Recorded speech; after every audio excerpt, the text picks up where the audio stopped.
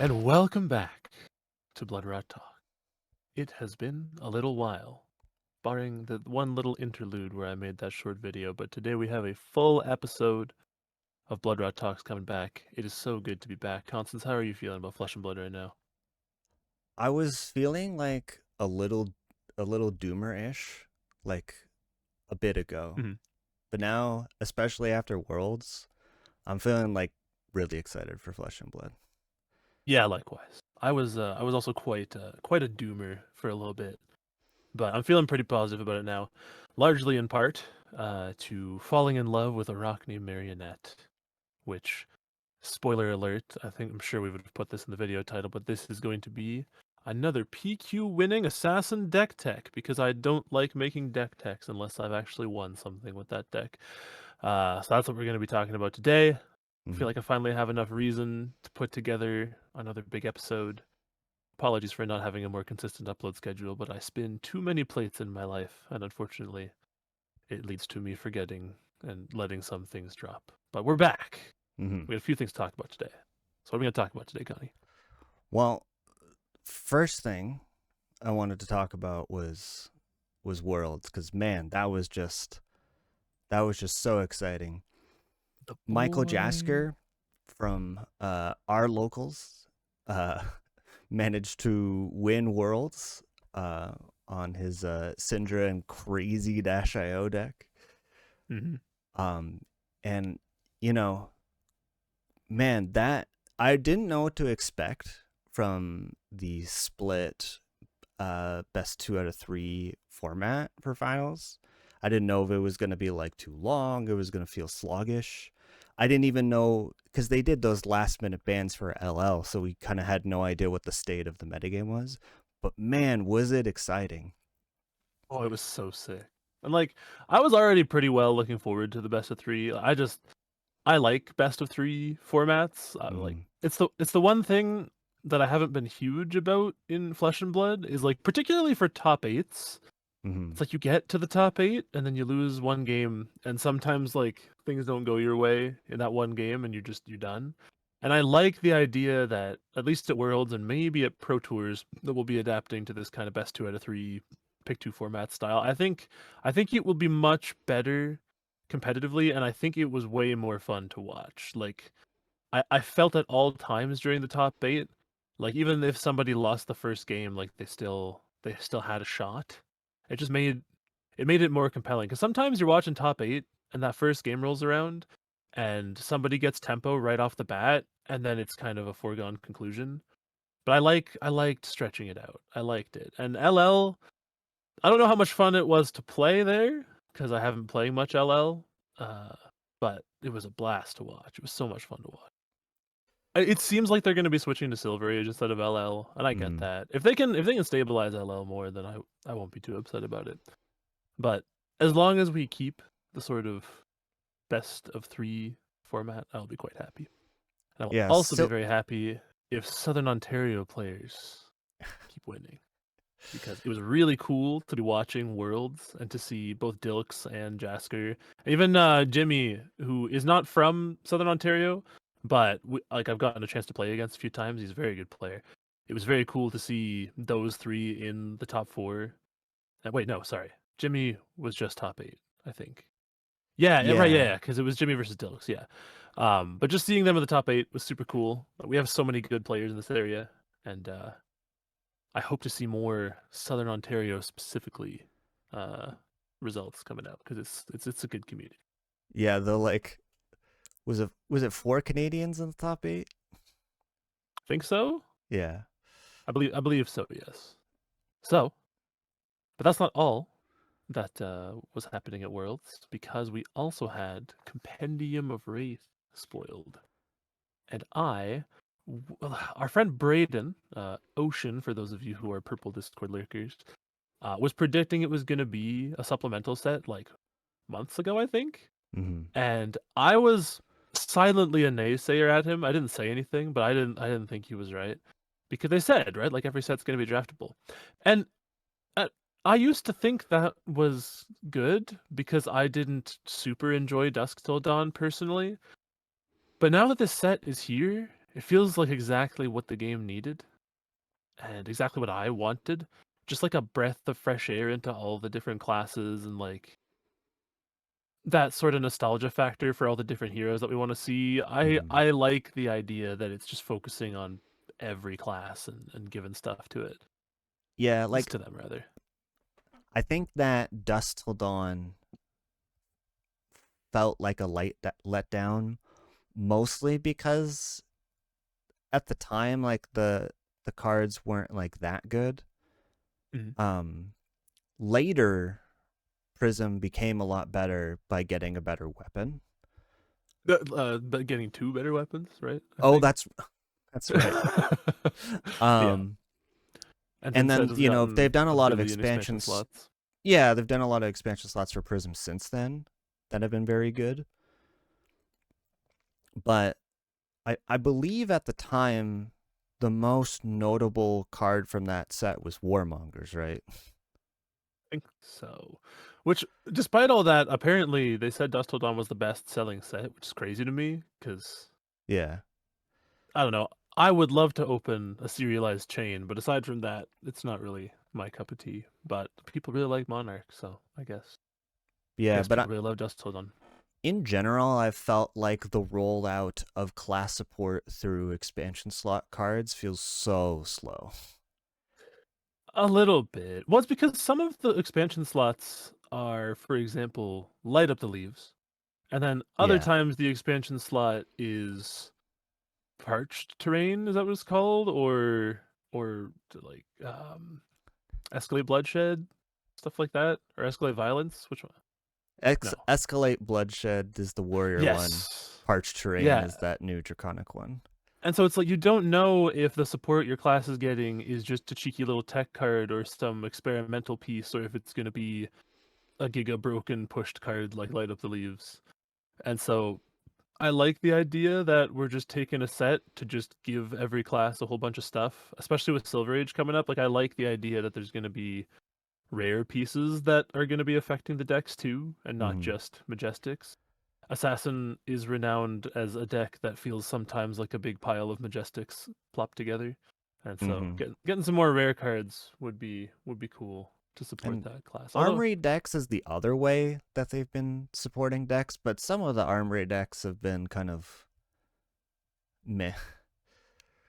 what, you Uh, don't like Bankbreaker? You don't like the hell else have they made? I wasn't. I'm trying to. The Ira Armory deck cards are like Mm. kind of fun. There's a build of Katsu that I've played with those cards that mostly feels pretty good, but then you lose out on like the best parts of Katsu and its trade-offs. And then Ira doesn't really want to do that. It's one of the difficult parts about Fab, but card games in general is that you have like your niche archetype or hero, and you're just sort of sitting there waiting for the company to just keep printing support for it. Especially when there's like, stuff like the Edge of Autumn cards, Hmm. where it incentivizes you to play Edge of Autumn, but then there's only like 3 or 4 cards that actually care about that, and there's nothing else in the game that cares about it.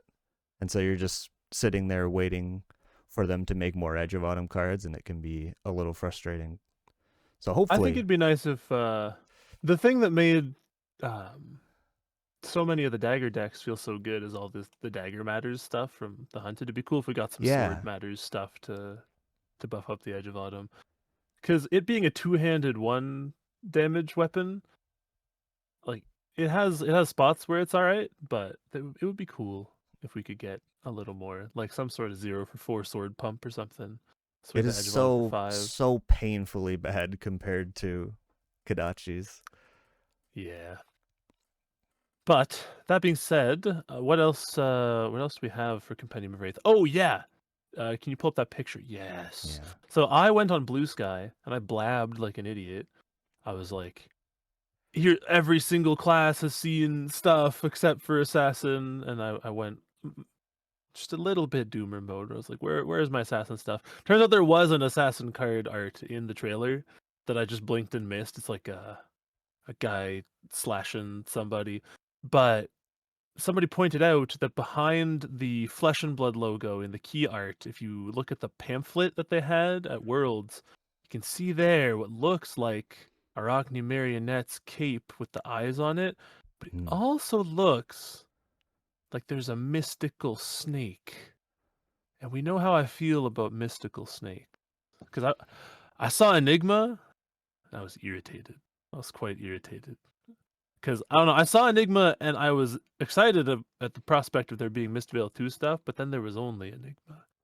And, you know, I want New back. Or at the very least, I want Mystic Assassin back. So Ever since the presence. MST Heroes of LL, we've just been like slowly crying about it. Yeah. I know it's not a popular opinion, but Mistveil was peak. I felt the most alive playing Zen for sure. Playing New, that transformed me as a card game player. But that's okay, because Marionette, I think I like about as much as I liked New now, even though it's a much different deck. What else we got? We got one more Armoury deck to talk about, Hala. Oh no, sorry, we got we got the Slippy Armoury deck. There's more assassin stuff shown. Yes, so Rage Baiters.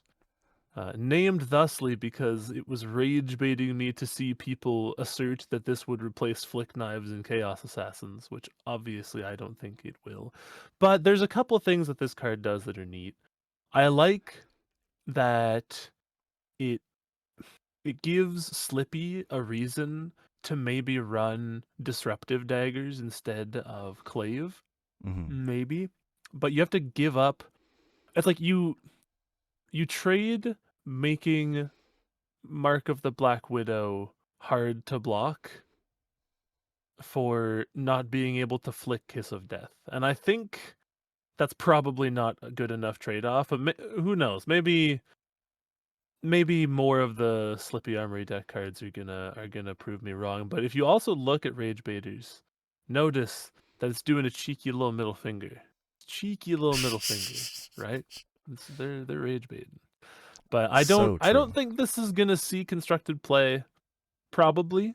But I would be happy to be proven wrong. I'm a renowned Slippy hater, but these cards do seem a little interesting. I'm slightly worried, and like part of what makes me think that it won't see constructed play is so it only gives the on hit to its stealth, and I believe. Wait, it's on hit mark? Yes, it's on hit mark. Oh, these are so bad. Wait, I thought it was just mark them. Oh wow. Wow. Because it's rage baiting me. If you were to play Mark of the Black Widow, right? You couldn't have them have this mark on hit and that also be triggering. Yeah, I mean, you're usually gonna send 2 stealths anyway, so like it's not that big a deal, but it's a lot worse than I thought it was. It's a lot worse than I thought it was. I don't think this is that good. Well, we don't like when this hits a hero do such and such with no attack buff. Yeah, well, and it's also it incentivizes them to block the first chain link quite a bit if you don't have Flick Knives to flick a Clave. Yeah, we'll see. But what else we got? We got Creep. I hope there's another one called Weirdo, but there probably wouldn't be. But yeah, this one says the next attack action card with stealth you play this combat chain gets go again. So you can play this to start, and then you can send a second go again stealth. So if you see this with a handful of other stealths, you can kind of use it to convert the hand without having reactions, which I think is a neat design space. I'll have to see how it plays with the other cards, but I like this sort of thing. I like this and the one from Outsiders that gives your next stealth attack +1 that Solitary Confinement played. Like I like the kind of thing where they're incentivizing you to kind of use stealth cards like combo cards a little bit. I like that. Do you see Creep making its way into a Marionette list? Hell nah. Because, like, well, I mean, maybe if a stealth list becomes viable, which, not to say that they're not viable. There's quite interesting looking kind of stealth dagger plan switchboard list that maybe this would slot into, but I don't know enough about that build to say. But the last one, Horrors of the Past, this card is cool. So something that our friend Ashlyn messaged me about this card. Well, okay, I'll read it first and then explain. So it's a 0/2 yellow stealth. When this attacks, it gets the base abilities of the last attack action card with stealth you control on the combat chain. So when I first read this, I thought it wasn't going to specify stealth because of the spacing of the words, but it does. That's okay. The thing that's cool about this is an attack trigger. It's not a persistent ability of the card. So once this attacks, whatever it copies stays that way, even through stuff like Take Up the Mantle. So let's say, for example, you send an Art of Desire body, and it banishes a red and draws you a card, and it has go again. And then you send a Horrors of the Past, and it's coming in for 2. It becomes another Art of Desire body, so it's still going to have that banish on hit to draw you if you banish a red, draw a card if you banish a red. But if you use Take Up the Mantle on it and they're marked, you can turn this into like Double Trouble, and then you can pump it up to, let's say, what was it, 0/5 plus 3, so like pump it to 8, and then make it banish 3 cards, 2 from Double Trouble, 1 from the Art of Desire body ability. And then for each one of those that is red, it draws you a card. There's some quite neat things you can do with this card. It would have been very disgusting if Bonds of Agony was still a thing. So I see why they banned that, but again, banning Bonds of Agony because Slippy's trying to do stupid stuff. Not a fan, but that's okay. Do you see I think that's all we saw. Do you see yourself putting this in Marionette? Or is this more Marionette? No, I don't just think. more stuff that makes Slippy sound appealing? Yeah, again, maybe in the stealth list it will, but the other thing too is it specifies the combat chain being open, which for Slippy is fine, but for Marionette there's a whole lot of combat chain opening and closing that goes on in that deck. So Right, that I makes don't sense. I don't think, at least with the dagger build, that this would be a thing. All right. And then the last thing that we saw? Yes, Hala. If you can zoom out a little bit, yeah. Yeah, So the right new now warrior. this ability looks so ass, but it's so ass that it compels me into believing that it's gonna be really cool, because on its face it's so ass that it can't be that bad, you know? So uh it's 3 mana action. You tap, sharpen target sword you control, go again. And sharpen means you put a +1 counter on it, remove all +1 counters from it at the end of the turn. So it turns your blue into 1 value, and then at the end of your turn, if your sword had +1 counters, they go away. So that doesn't sound great, but I'm assuming, which can be a dangerous thing, but I'm assuming that her sword is going to care about +1 counters in some way. It'll get some additional value based on the +1 counters. It looks like she has some spec cards in the deck that are going to do cool things with counters, probably. So I like +1 counters. I also like her design so much more than Dorinthia, personally. I know there's a lot of Dory enjoyers out there, but I think even they will have to accept that they just like her because she is a normal looking blonde girl. And that's fine. You can like that, but it is not my cup of tea. Cool lady in spooky face armor, that's my kind of character design. You heard it here first. Cassie thinks that Dorinthia players are basic. Well, I didn't say all that. I didn't say all that. Now, if I were to say that Prism players and Dorinthia players were a little bit basic, then, you know. I mean, there's nothing wrong with them. I'm sure Dory and Prism are both lovely people, but they are just some blonde ladies, you know? Like, I think that there's a lot more creativity on the cards that they play than on the hero card that they are, so. I'm honestly I don't just know. so excited to see an untalented hero. We get too many talented heroes these days. Oh my god, not you two. Not you two. with your little violin. Oh no, we're getting too much cool stuff. Like, come on. Everybody's always saying that. Our friend Mike Chato is always saying that too. And like, that's fair. But like, talents are cool, dude. Like, here's how I know talents are cool. Here's how I know Okay. talents are cool. All Okay. right, break it So down they do for a me. mechanologist only set. They do bright lights. It's mech only. They're like, wow, Right. no talents, just mechanologists. And then you have singularity. You're like, oh, what's that? You flip it around. It says shadow on it. Everyone loses their mind. Everyone's like, that's the coolest thing I ever seen in my damn life. Because talents are cool. Obviously. All right, Talents are sick. you got me there. You got me there. I Like, mean, it's watch, really watch fun to this. have Watch tool this. cards pools to draw from. E- Okay. Everyone likes that she's a warrior hero, right? Everyone likes Yeah. she's untalented. But if, let's say, it reveals her spec, and it's like, if your sword you control has this many +1 counters, flip Hala into Hala, Angel of Death, and she's a light warrior, and she's like just like put all the cards in your graveyard into your soul and just do crazy stuff, then everybody would be flipping out and they'd love it. So, Okay. All just right. saying. That's a saying. valid point. Can't argue with that logic. Yeah. Well, Now, I think that I think wraps that's up everything. our yeah. Yeah. Now to Let's the main move topic on of the video.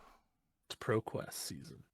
So this ProQuest season, I started a little late into the season. I had some stuff going on with work and a few things, so I missed out on the first few PQs that we played, or that were played in this area. And a couple of my friends and other players that I usually play with won some early PQs, so it was kind of lonely uh, for the later ones. I don't like that rule. Some people do, but I want to fight our friend Braden at like every PQ. That's like my Pokemon rival. Although I think he has a Pokemon rival set up with someone else, so we're a different kind of rival. But yeah, so I think my first PQ was at our local game store, Chimera, and it went so poorly for me. I was playing Arakni Marionette. I had swiveled between like 4 different decks leading up to that. I was a bit of a Lyeth truther for a little bit. I was like, no, my Lyeth matchup into Syndra is so blessed, and then I think I can get there into Verdance. And then I fought some good Verdances, and wasn't feeling that good. And then I fought Gravy once with Lyeth. I was fighting Michael Jasker's Gravy. That is the world champion, but that matchup felt so bad. It was so cataclysmically bad. So I switched it up, and then Taylor from the Attack Action podcast got a really good result on Arakni Huntsman. All of a sudden, I was like, "Oh my god, can I be an Arakni Huntsman truther? Like, is this Hunter hunted that good?" I started playing it, and it was just not clicking. It was not clicking. I don't know what it is about that deck. I've seen people do such cool things with it, and that's great. And usually, I'm all down for the grindy assassin gameplay, but it's just something with it is not clicking for me. Yeah, it So felt I was real off of bad that. in our testing the Huntsman games. I'm sure I was playing it wrong. Like I was getting beat to death by Syndras with it, and apparently that's the matchup that people wanted to find. So I'm sure I was playing it wrong. Hmm. But I dabbled in some Verdance. I considered Florian, but eventually I was looking around on the various discords I'm in, and I found this blessed saint of a man named Kashy. He's a player from Europe. He has his own YouTube This channel, is his which you YouTube should go channel here. subscribe to. I will link it in the description. But this man, he just sits on the Assassin Discord and he dispenses wisdom all day to whoever seeks it. And I think I had seen some of his lists for other decks and I had not been super into them. Like I think he had a particular new list that wasn't really what I was liking to do with the deck, but I thought it was really cool the way he was justifying his choices. And so for this one, he was saying that he felt very favored into Verdance with the list he was running. And I was having a little trouble beating Verdance with the decks I was trying, and I was feeling very doomery about the whole triangle meta of Syndra, Verdance, and Gravy. And so I decided to give Kashy's list a try, and it was instantaneous. It just like it felt so smooth. And then every time I would look on the Discord and see more things he was saying about the deck or watch some of his gameplay, it just felt more and more smooth, and I found these different lines that I didn't realize Arakni Marionette could do, and these very specific matchup strategies, which I'm going to go over later in this guide, that just really unlocked the potential of the deck for me. And I have fallen in love with the deck since, and I keep trying to go back and now the PQ season's over, like tinker with some other decks, and I just get the hankering to play more Marionette and improve my play of that deck further. So that's what I landed on for PQ season. Chimera didn't go my way, but I made several mistakes into Syndra's that I like were completely my fault, wasn't the fault of the deck. And then I went to another PQ. I only had one loss there. It was the Invasion PQ, and I won. Actually, both the Invasion PQ and the one after went the exact same way. I won my first 2 matches. I lost my third. I won the rest, and then I lost my first round to top 8 to an Earth Hero. Both times that happened. So the first time, I think there were only 1 or 2 Florians in the room at Invasion, and I lost in Swiss to the Florian, and then I managed to win every other game. I got paired into the Florian first round of top 8, and it was cooked. That is the one matchup that you can win with Marionette, but it is very unfavored, I think. It just feels very bad. I'd like to try and figure out that matchup further, but it's not there right now. And then I played at game night leagues in London, and same thing happened. I lost round 3. Who did I lose to at game night leagues? I don't remember. I forget who you lost to in Swiss, but I remember what happened in top 8. Yeah, don't remember who I lost to in Swiss, but yeah, in top 8, I lost to a Verdance player who was on Surgeon Ethertide list instead of a Waning Moon list, and he just got the trees out, and he kept him up. And then I think the sequence that got me is he played a Light Up the Leaves, Arsenal to Light Up the Leaves, and then blocked with a Burn Bear, sent a Burn Bear, and still had the Light Up the Leaves in Arsenal, or something like that. Like he just saw all of the tall arcane when I had already been whittled down, and there was just no hope for me. Oh, there's one other funny thing I wanted to mention that happened in the first PQ. So, at Invasion, first game, I'm sitting across this player Caleb, who is a pretty cool player. I've fought them a couple times. They were on Dorinthia, and they are a judge. They were very graceful to me for what happened, which is that I took the cards that I wanted to sideboard into Dorinthia, and I'm used to playing art sleeves, but I was playing colored sleeves. And I put my sideboard in upside down. I shuffle up, draw my first hand, and 2 cards are upside down. They're from my sideboard, and I have to call the judge on myself. And I was thankfully not awarded an instant game loss, which would have been a completely valid thing to do because, as I said, I was like, don't worry, I know all of the cards are from my sideboard that are turned upside down. And they were like, that actually makes it worse because that means there's specific cards that are marked. And I was like, oh yeah, whoops. That's my bad. But so I got an IP2, and conveniently, those 3-card hands I saw were absolute gas. And the Dorinthia hands, while I had those 3 cards, were not. And so, like, Caleb just had to block with a whole bunch of cards into my 3-card hands. I think both of them had Saber Bloodshed in them. So it was barely an IP anyways. And we still got there.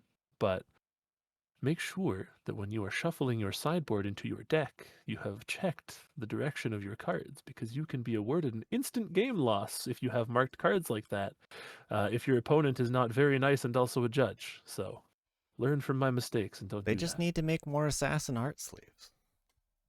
Can you imagine the Marionette art sleeves? Marionette Or like the sleeves Agents of Chaos art sleeves? Be so good. That'd be good. But yeah, so that brings us to the last PQ of the season, the MK Cards PQ. It was originally supposed to be Living Legend, but only 2 people signed up. I thought I was one of them, but I hadn't bought a ticket until I was at the event. I could have sworn I'd bought one, but I guess not. It got switched to CC, and I was like, that's fine. I've been having fun with Marionette. It was the last day of the last PQ weekend. Like, we're gonna get there. I have to qualify for Japan. I want to play there.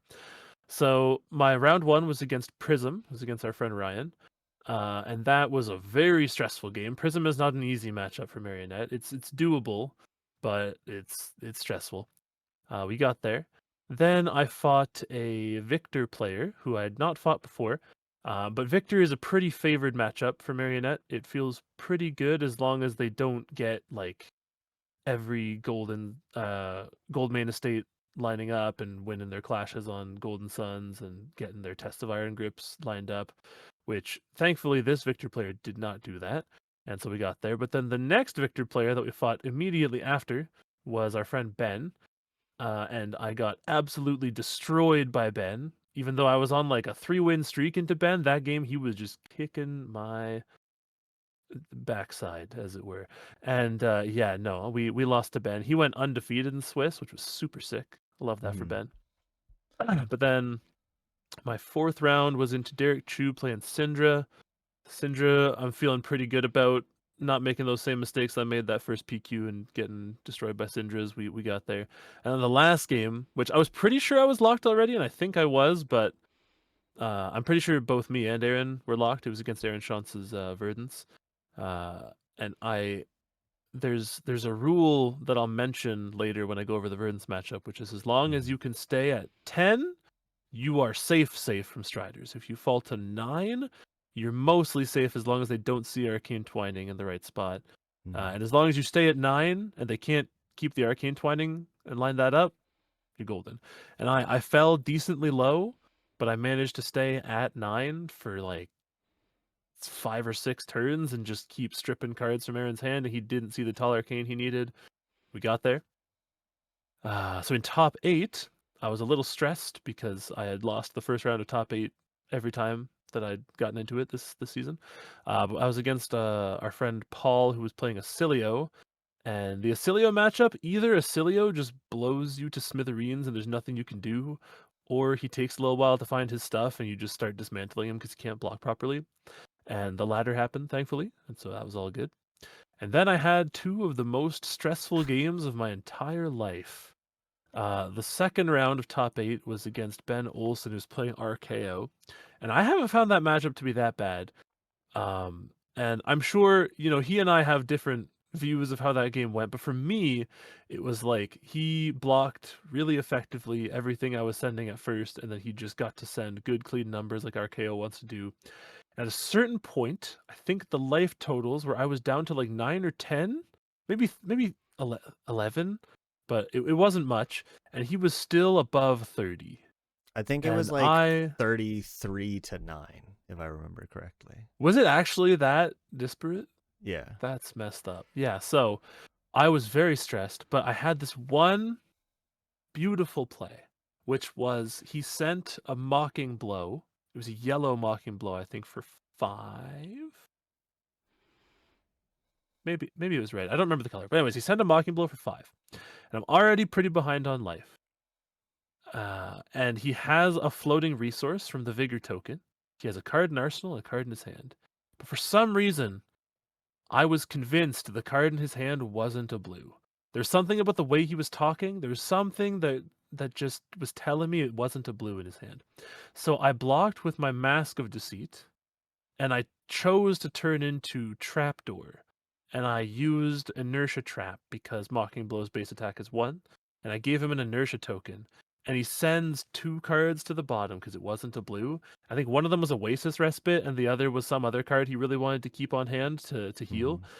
And that one play, so it blocked 5 with the mask, and then saved me from dealing with Oasis, which was a 4 value, and then the other card probably 3. So it was a lot of value.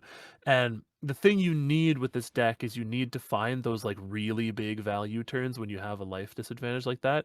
And I managed to find that, and then I kept looping Codex of Frailty and Codex of Inertias into him, and just I kept hitting the gas the whole time.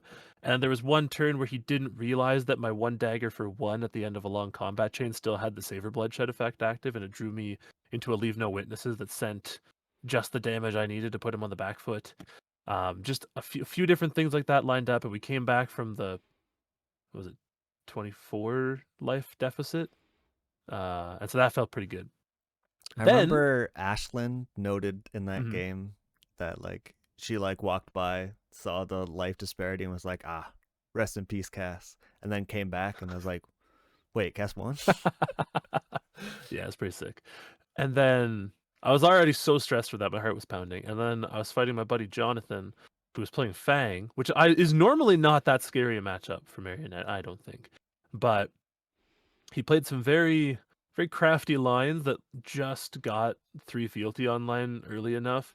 And I think the life differential for that one is I was once again at 9 and he was at 23 or 24, I think. I think it was 24. Yeah. No, I think he was at 23 Was it and 23? Yeah. he was at 23. I remember this. And I played Cut to the Chase.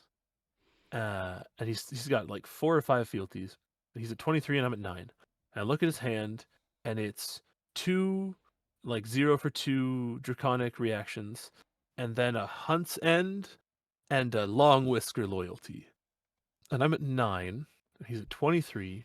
I'm looking at this hand that does an obscene amount of damage. And I'm quite frightened.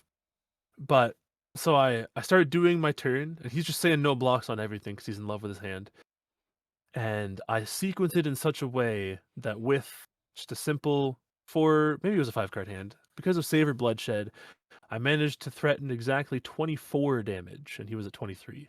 So I made him give up equipment, and he fell to 1, and he kept that hand. And then I drew 2 D-reacts, an attack action, and a 3-block. And so all I had to do is I had 1 dagger left. He's at 1. I just block as much as I can. He thinks he can get me by just putting all the reacts on 1 dagger, but I have the second D-react. And he doesn't draw shelter. We get there. I literally collapsed to the floor because I was so stressed. It was like 2 back-to-back games of just this immense life difference. But Marionette is the kind of deck where it's never over till it's over. As long as you're around like 9 life, you're chilling. That's the 9 life rule. But so yeah, that is how the PQ season went. And now I would like to share what I've learned about this deck with you all. I do want to preface this by saying that, again, Kashy came up with the list that this is based on, so you should go check out his channel. He does a lot of really cool educational gameplay.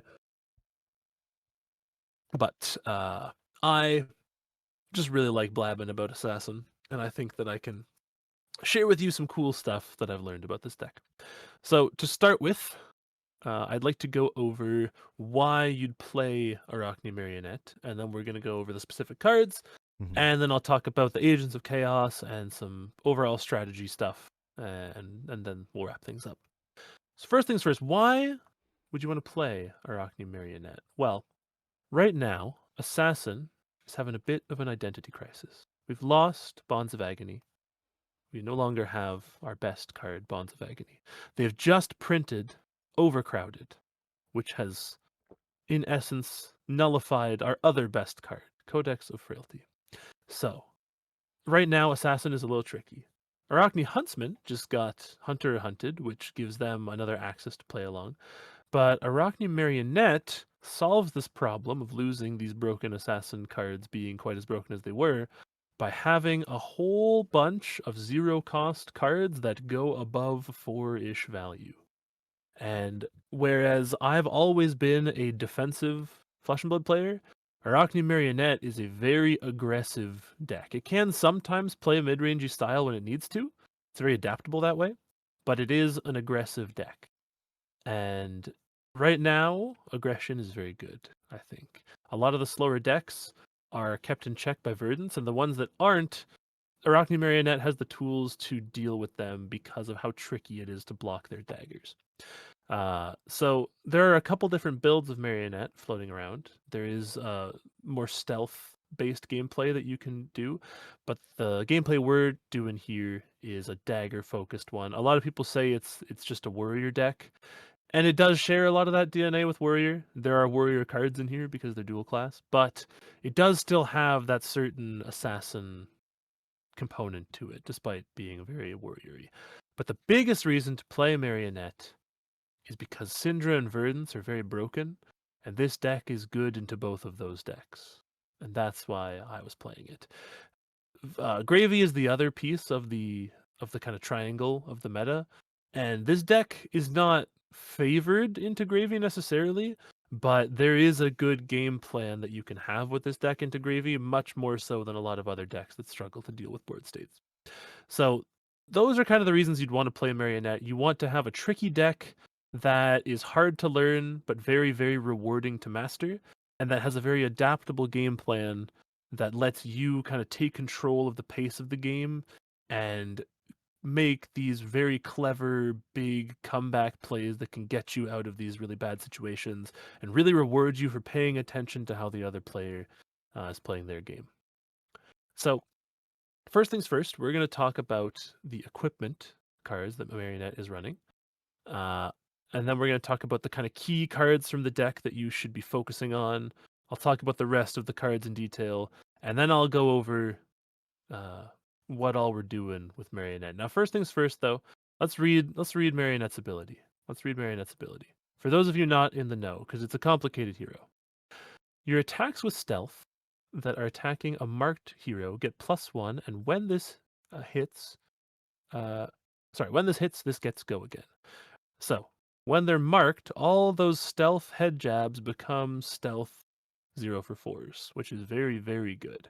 It also means that your stealth dagger, Graphene Callisto, which we're going to talk about later, becomes a 1-cost 2 attack while they're marked, which is a very, very good rate for a weapon that already has go again. And then at the beginning of your end phase, if your opponent is marked, you become a random agent of chaos. The agents of chaos we will go over later, but basically, this hero already has a really good base hero ability, but then it has these other 6 heroes it can turn into that give you these different strategies you can employ based on the cards in your hand, based on the different matchups you're playing. And so having all this sort of modal stuff to keep track of means that you are rewarded really heavily for knowing how all the agents work, knowing the best agent you want to turn into, knowing how to get all the value you can out of those agents in the sticky spots you're in. So first piece of equipment we're going to talk about is the headpiece, which is Mask of Deceit. So this is an Arakni specialization. And what this card does is when the opponent is marked, if you block with it, it lets you choose to transform into an agent of chaos. If they're not marked and you block with it, you just roll a random one. And this headpiece is a 2-block blade break, but it can so frequently give you 5 value, upwards of like 10, 11 value if you use it in the right spot. It is an insane headpiece, and you are really rewarded for using it properly. Sometimes it is I haven't found a Calicera and I need to turn into the agent that makes a Calicera button that you press. But there are a lot of really, really good spots you can use this headpiece to transform into different agents of chaos. And I'll go over those plays when I talk about the agents of chaos. But for now, just know that Mask of Deceit is very, very good. And the turn you choose to block with it is going to probably be your most important turn of the game. Next up, we'll talk about Black Tech Whispers. So this deck, the rest of the equipment slots are always the same, but the foot slots, I think we run 4 boots currently. And this one is the standard one that you're going to want to use, particularly into matchups like Syndra or into Brute, stuff that's going to be kind of sending aggro. Having that extra 1 block is very good, and having boots that can enable go again on any assassin attack is very good, or any assassin attack action. This works on stuff like Kiss of Death, Leave No Witnesses, Death Touch, all the assassin attack actions that we're running, which is not as many as other assassins run. But it's just good to be able to block 1, and it's good to be able to threaten go again on hit. Next up, we'll talk about Tunic. We'll save Flick Knives for last. So Tunic in this deck is so important. You are gonna block with it like later in the game, probably to keep yourself around that 9 or 10 health range that keeps you safe into most matchups. But the Tunic resource, some hands in this deck will line up such that you have a whole bunch of 0-cost red cards in your hand, and they all work on your Calicera, which costs 1. And if that lines up with your Tunic resource and you get to spend that 1 on that Calicera, you can just have absurd damage numbers. Sometimes you'll get up like past the 20 range of damage on one turn, and Tunic is usually involved in that. The Tunic counter can also be used to play Command and Conquer or Death Touch off of Codex of Frailty. The Tunic counter can be used for if you see an all red hand and you need to swing a clave to get them marked for your hand to work. You can pitch a red with Find All Spring Tunic, and you can swing your Hunter's Clave to mark them. There's a whole bunch of different things you can do with Tunic, but primarily you're going to be using it to pay for that Calycera, or you're going to use it to re-equip a dagger with one of your re-equip cards. And then finally, we're going to talk about Flick Knives, and then we'll talk about our weapons. So Flick Knives is your once per turn attack reaction. Target dagger you control that isn't the active combat chain link. Deals 1 damage to target hero, and if it deals damage to that hero, the dagger has hit, and then you destroy the dagger. So that is all a lot of words to say you take a dagger and you flick it at him, right? You take your dagger, you flick it at him. It deals 1 damage because most daggers are coming in for 1 or have a base value of 1. And it is such a flavorful piece. I love this card. Some people do not, and they want it banned because of Syndra, but I love Flick Knives, and I hope they never ban it.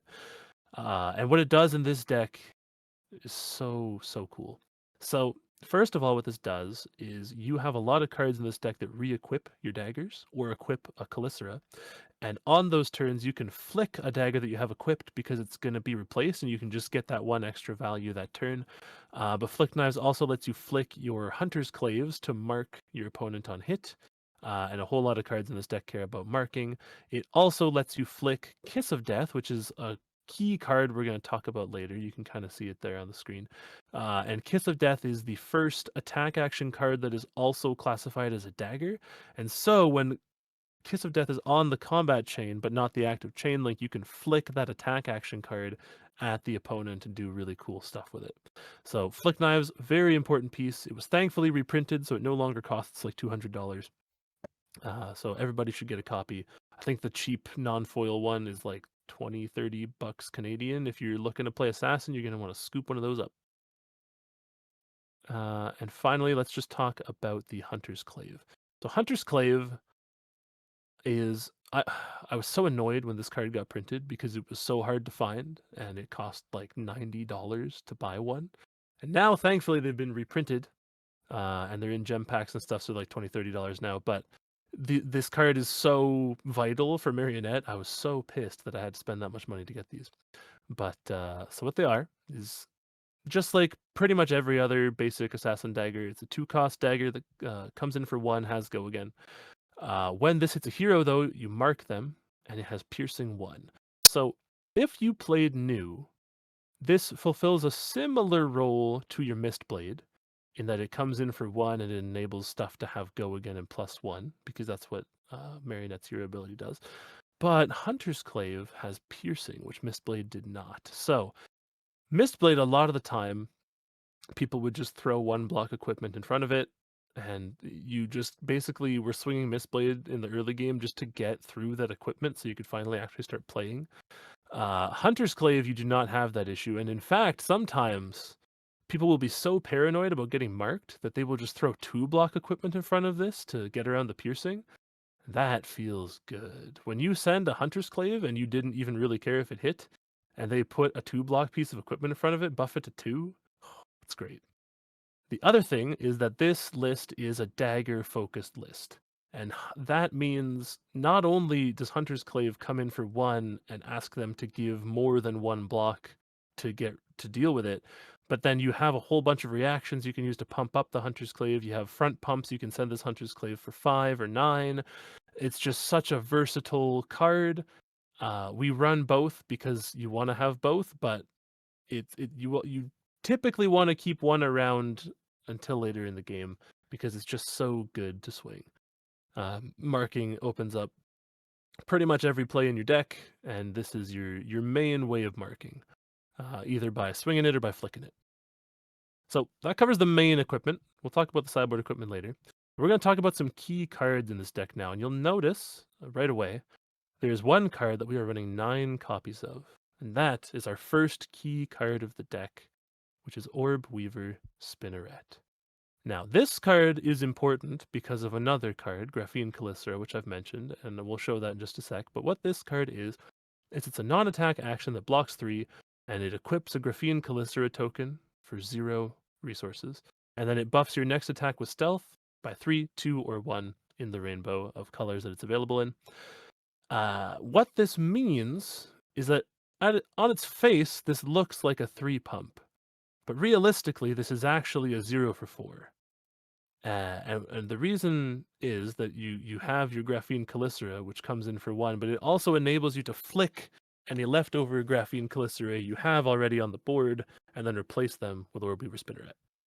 Now, Graphene Calycera is the exception to the rule of Assassin Daggers, because this one only costs 1 resource instead of 2. When this attacks a marked hero, the attack gets go again. Most importantly, this dagger has stealth. So this, and that card I mentioned before, Kiss of Death, which we'll talk about in a sec, are the 2 glue cards that make this whole strategy work, which is that on your turn, you should have at least 1 dagger that is also a stealth attack.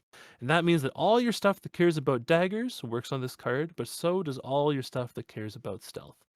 It also means that all those agents of chaos we talked about that have different ways of interacting with stealth also apply those different ways onto the Graphene Calycera. And it means that when you are the base version of Marionette, this becomes a 1 for 2 when they are marked, which means it is a super above rate weapon. It is the coolest weapon ever, and I love this card so much. So let's go back to Orb-Weaver Spinneret and talk a little bit about some key things you're going to want to do with Orb-Weaver Spinneret. So first things first, we run 9 of them because we want to have a Calycera right away. And what you're probably going to do in most games is on your first turn, you're going to swing a Hunter's Clave, and then you're going to flick the other Hunter's Clave so that you have an open slot and you leave them marked. Now, sometimes they'll prevent the flick, and sometimes they won't end up marked, but it doesn't matter. Either way, you need to have an open slot to be equipping that Graphene Calycera. Once you've done that, you are hoping really bad that you have an Orb-Weaver Spinneret that shows up. But there's other ways you can get a Calycera. If you open up your hand and you see that you have a marked dagger and a way to generate a Calycera, if it's turn 0, you're welcome to swing that Calycera once you get it up, but it is perfectly acceptable to, on turn 2, swing a Clave, flick a Clave, play on Orb-Weaver Spinneret to equip a Calycera, and then just pass. Leave them marked an arsenal. That's just how good having a Calycera is. We'll go over some specific play lines you can do with this as well. Something cool is that because this creates a new Calycera token, if you have, let's say, a Clave and a Calycera, you swing the Calycera with go again. Then you swing the Clave. You flick the Calycera. You play this Orb-Weaver, you can equip a new Calycera. This is a new weapon, so you can still swing with it again. It allows you to go 3 chain links, 4 chain links wide. It's a very versatile card. The other thing that makes it so versatile is it makes the Calycera, but it also says your next attack with stealth this turn gets +3. So you can make the Calycera, but then use the buff on something else if you want to. So that can apply to your Kiss of Death. That can apply to your Mark of the Black Widow. It's a very versatile card in that way. Your Persuasive Prognosis as well. Some hands, you see a whole bunch of these in a Persuasive Prognosis. You just send Persuasive Prognosis for like 9. It's pretty good. Now, the next key card we're going to talk about is Kiss of Death. And this card here is the other piece of glue because it is also a stealth dagger. And so again, everything that applies to a dagger will apply to Kiss of Death. Everything that applies to a stealth will apply to Kiss of Death. But Kiss of Death goes a little further than the Graphene Calycera. And the reason being is that when you swing a Graphene Calycera, even though you'll see that Calycera on the combat chain, it isn't still that attack anymore when it goes to the next chain. And so that means if you've applied on hits to that Calycera, flicking it doesn't actually apply them again. But that is not true for Kiss of Death. If you play Kiss of Death, give it go again, and you attack with something else, any on hits that you've applied to Kiss of Death can be flicked at the opponent with flick knives to be reapplied. So I don't want to go too into the agents quite yet, but the agents have stuff like discard an assassin card to give a stealth attack +3 and give it an on-hit. Like Black Widow gives it the on-hit to banish a card from hand. Kiss of Death will threaten that on that combat chain, on that chain link. And then if it has go again, you swing another dagger and then you flick the Kiss of Death, it'll make them banish another card out of their hand. So it just opens up a whole lot of really creative plays. It's very good. The other cool thing is any of our dagger pumps work on Kiss of Death. So we have a whole bunch of 0 for 4s that buff up Kiss of Death, which can make it combine with those to be a 2 cards 8 at its base, 2 card 9 if they're marked, because you're threatening them for 8, and on hit, this is going to deal 1. So it's just, this is our easiest way to get those really above rate turns. Now, speaking of above rate turns, we're going to go to one more key card from the main board, which is Savor Bloodshed. Scroll down a little bit. Yeah, there it is. So, Savor Bloodshed is also a warrior card, but it's way better in Assassin than it is in Warrior. Sorry, Warrior players. So this is a 0 for 4, so already it's really good. Blocks 3, even better. 0 for 4 and blocks 3, that's like the dream stat line. Your next dagger attack this turn gets +4. The next time you hit a marked hero with a dagger this turn, draw a card, go again. So important things to note. Savor Bloodshed will buff a dagger. You swing it, and if they're marked, it'll draw you a card. But flicking daggers also procs this. Playing throw dagger to flick a dagger also procs this. Hitting with Kiss of Death procs this. And hitting with daggers further down the chain link also procs that card draw. So let's say they're marked and you play this and you swing a dagger for 5. They block it out. You swing another dagger for 5. They block it out. You send Kiss of Death, still a dagger, and they're still marked. They've already blocked 10. They don't want to block anymore. They take it. It's going to draw you a card still. You can use that as a pseudo ponder in those situations. Just have a card to arsenal. You can also, if they're already marked, flick one of your daggers to draw a card in the reaction step. And if it's a reaction, you can then play it on the dagger that's attacking right now. So there's just so many different play lines you can do with Savor Bloodshed. And if it lines up with multiple Savor Bloodsheds or like other 0 for 4s, there are some plays you can get where you just dump 3 0 for 4s. 2 of them are Savor Bloodshed, and you send Kiss of Death, and they're marked. That is for a 12-16 coming at them, and it's threatening to draw 2 cards on hit. And then it'll get go again on hit because they're marked. And then you'll draw 2 cards, and you'll still have your daggers to use those cards with. So Savor Bloodshed, just super, super good card, especially in this deck. Now, the last key card we're going to talk about is Codex of Inertia. It's in the sideboard, but it is brought into most matchups.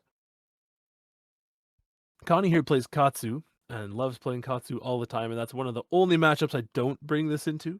But I'll explain why after. But so Codex of Inertia, I'm just going to pull it up on my screen because I can't quite read it that well. So many words. All right, so this one says, each hero puts the top card of their deck face down into their arsenal. Each hero that does discards a card. Create a ponder token under your control and an inertia token under each opponent's control. So most people know what Codex of Frailty does. A whole lot of people don't know what Codex of Inertia does. And when you play this card for the first time in person, you'll probably get a somewhat confused look unless they've already fought this kind of Marionette. This is the card that has made this list so good. And Kashy is a genius for capitalizing on this card.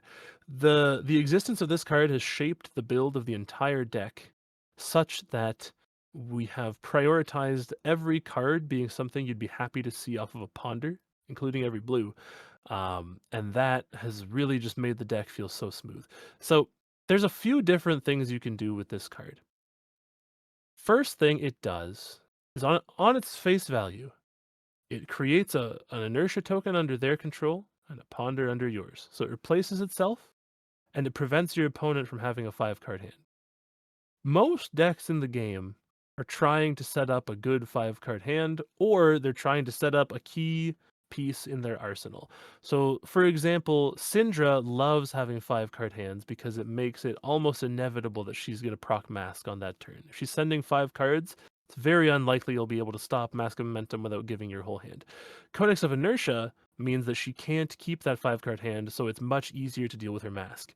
The other thing it does is it prevents any opponent from arsenaling a D-react going into your next turn because they can't keep it in arsenal. So that is a very frequent piece of counterplay people like to do into Assassin, is just arsenaling D-reacts. This means they can't do it. The other thing this does is into decks like Verdance or Florian, they love keeping an arsenal, whether it's a D-React or for Verdance an arcane spell, they love keeping an arsenal. And Codex of Inertia has flipped those matchups on their heads. It makes the Florian matchup winnable, still bad, but winnable.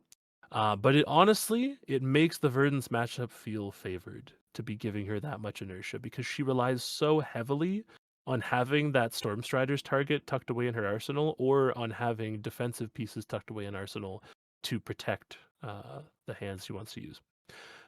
The other cool thing about Codex of Inertia is if your opponent doesn't have an arsenal already, it's going to put a random card off the top of their deck into their arsenal and then make them discard a card.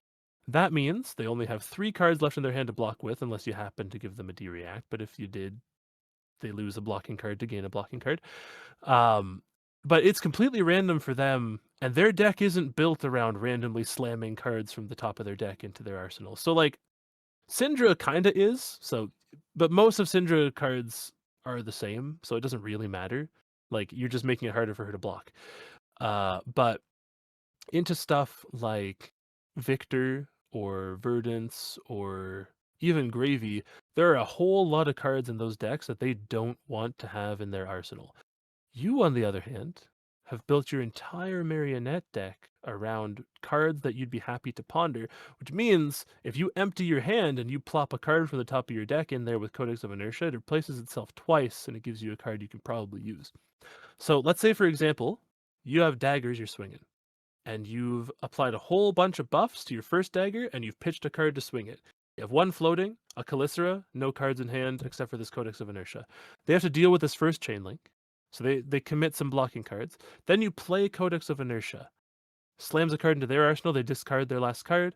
It puts a buff or a reaction into your arsenal. You swing that second dagger, use that card, then you get a ponder. It is so much card advantage. And it's so much card disadvantage for your opponent because if they were relying on keeping like a 1 or 2 card hand and that discard screws it up, they might not be able to effectively use the card that's left in their arsenal and it just gets sent to the bottom. So, whole lot of cool stuff you can do with Codex of Inertia, but mostly you want to just be keeping your opponents off 5-card hands with it and trying to line it up such that you have an empty hand, some floating resources, and a dagger you haven't swung yet, just so you can take full advantage of it. Now, there's a whole lot of talking about key cards. We're going to go one by one real quick through the main board and just talk a little bit about each card. So first things first, Command & Conquer. It's a little strange to see this at 1 copy, considering this is like best card in the game usually. But the reason we're running it at 1 copy is because we want every card in this deck to be ponderable. And we don't run a ton of resource cards because we kind of like seeing a lot of reds in our hands.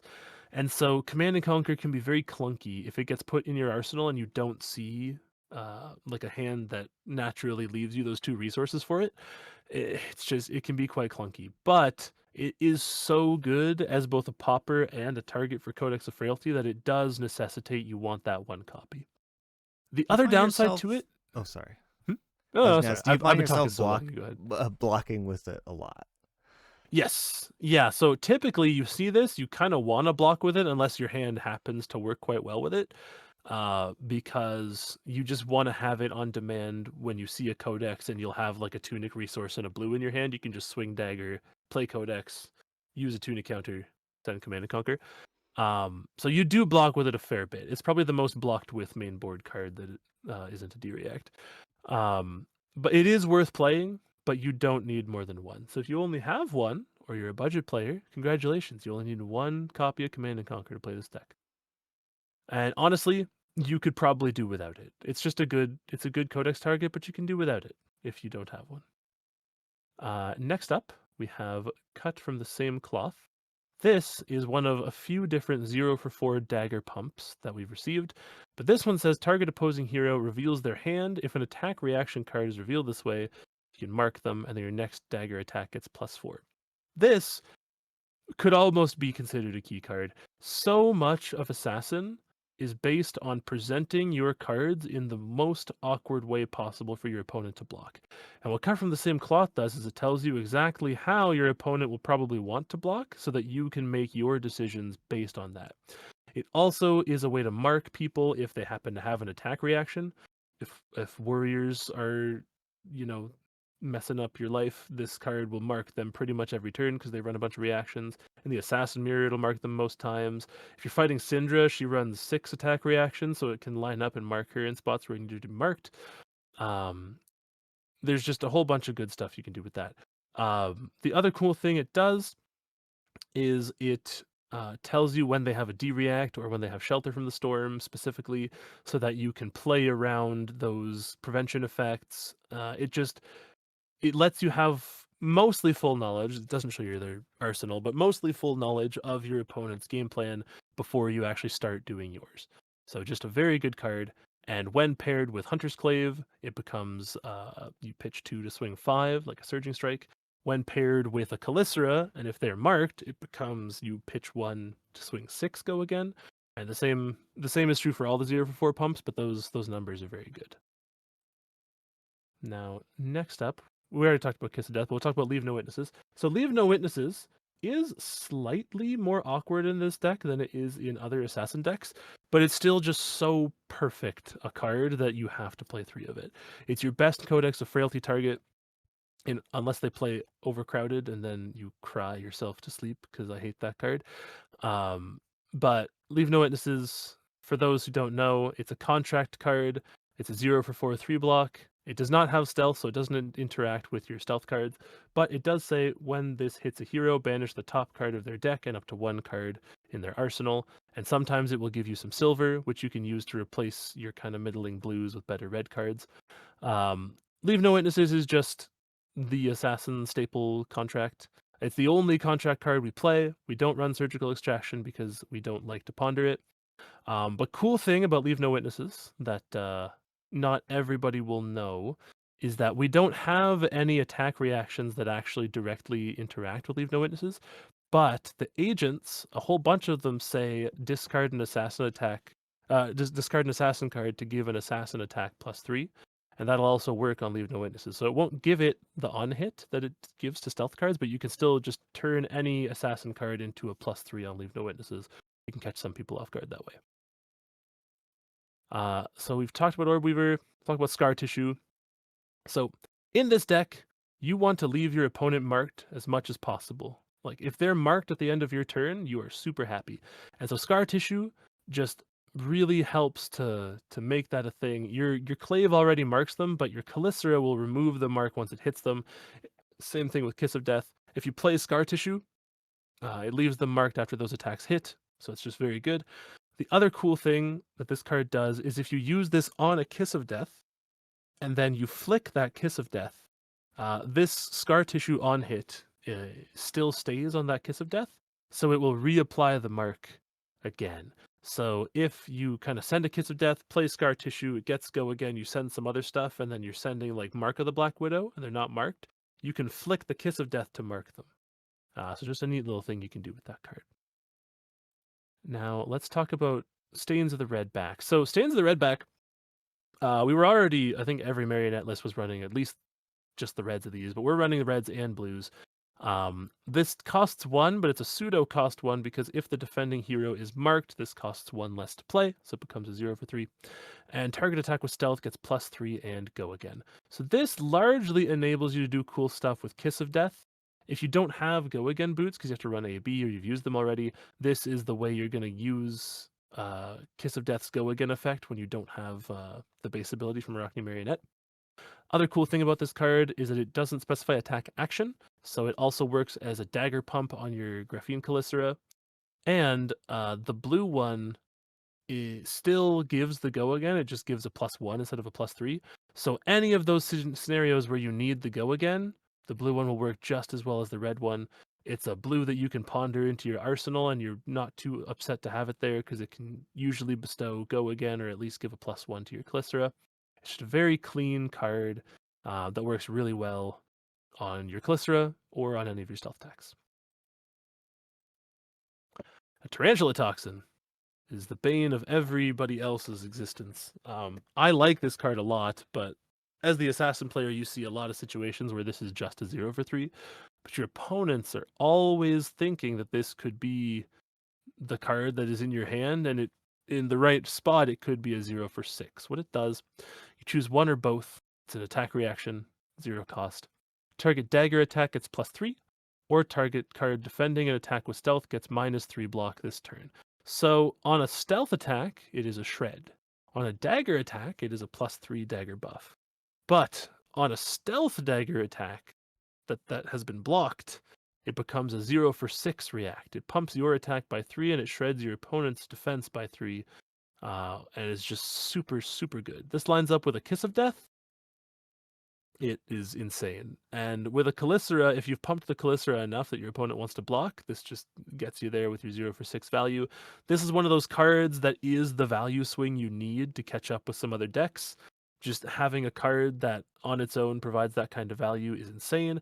And just the threat of it means that a lot of people don't want to block you, which means you get to just do obscene damage numbers at them and do cool disruptive things just because of the threat of Tarantula Toxin. They're too scared of getting blown out by that shred effect, so they just won't block. Or they'll like obscenely overblock to respect it, and then you get to just arsenal a card and have full tempo. So the existence of this card is very, very good for the deck. Automatic 3 of.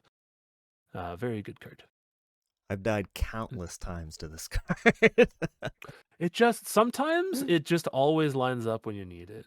Like sometimes it's just a 0 for 3 on a dagger and that's fine, but like when they're low and they check your graveyard and you see like you've only used 1 T-Tox, they're shaking in their boots. It's so great. It applies so much pressure. Yeah, it usually follows me being like, it's okay. There's no way that you have it. But of course I have it. You gotta have it. Now, next card we got here is Up Sticks and Run. This is a 0 for 4 dagger buff, just like the other ones. This one blocks 2, just like cut to the chase, but contrary to other assassin decks, we're not trying to block that much. We're usually pretty happy to just have good offensive cards. This one says you may retrieve a dagger from your graveyard, pay 1 to equip it, and then your next dagger attack gets +4. So it's a generically good 0 for 4 dagger pump. Usually that's all it will be. Sometimes you will flick both your claves, or you'll have flicked a clave and you haven't found a Calicera, and you have too many blues in your hand, or you're sitting on a tunic counter, and this will just let you re-equip a hunter's clave so that you can flick it again later. But largely this is just a 0 for 4 dagger pump. We will play as many of those as they will print. If they would print more, that would be cool. Could even more of those. But yeah, that's all it is.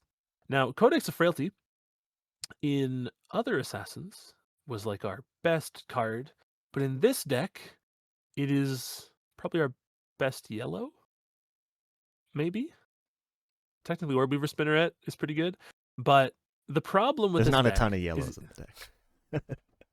well, you got this Orbweaver and Codex of Inertia. Honestly, like in some spots, Codex of Inertia is just better than Codex of Frailty. It'll surprise you.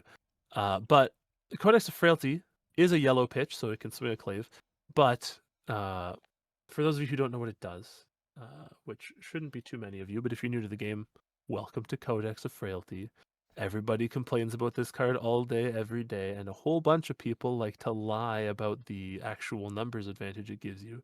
Like, straight up, the things they say about Codex of Frailty are true about Codex of Inertia and not true about Codex of Frailty. Like, because what Codex of Inertia does is it just plops a random card in your opponent's arsenal and makes them discard. This one lets them tutor it. So if you haven't seen an arsenal disruption, sometimes you'll see this in your hand, and you're like, oh no, my Earth opponent has Overcrowded or Felling of the Crown. I can't play this, and it's a 2-block. And it feels very bad sometimes. But not to be too much of a down player, this is what it does.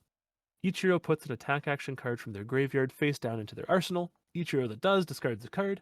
Create a Ponder token under your control and a Frailty token under each opponent's control. So, for all the downplaying I just did, this is a very good broken card in most scenarios. It is a very good chain ender. It is a very good 1-card play. Usually what you're doing with this is you're using it to go get Leave No Witnesses. Sometimes what you'll do is you'll see this with a bunch of dagger pumps, and you'll just play those dagger pumps, empty your hand, play Codex of Frailty, get a Kiss of Death, and then you'll send the Kiss of Death with all those pumps still attached. You need to make sure when you play this card that either you have an empty hand or you already have an arsenal and you're just making your opponent get an arsenal and discard a card. Everything I said in the new guide that applies to this card is true, but specifically what you're looking to do with this card is sometimes, let's say you'll roll the Arsenal Disruption Agent, or you'll have a Leave No Witnesses or a CNC in your hand, and the opponent doesn't have an Arsenal. You can play this, just force them to have one and make them discard a card. Makes it harder for them to block your disruption. But typically what you're doing is you're just using this to get Leave No Witnesses, and you're sending it at their face. The other thing this can do is we have a sideboard card called Death Touch, which you can just look at real quick, is a 1-cost 6 that can only be played from Arsenal. We want to get this card into graveyard just like we do with Command and Conquer, because if you have a Tunic counter, the 1-card play of just playing Codex of Frailty, getting Death Touch, and then attacking with it for 6 on hit, this can give either a Frailty, a Bloodrot Talks, or an Inertia, is just super high value. So into kind of slower decks, we want to be able to do that with Codex of Frailty.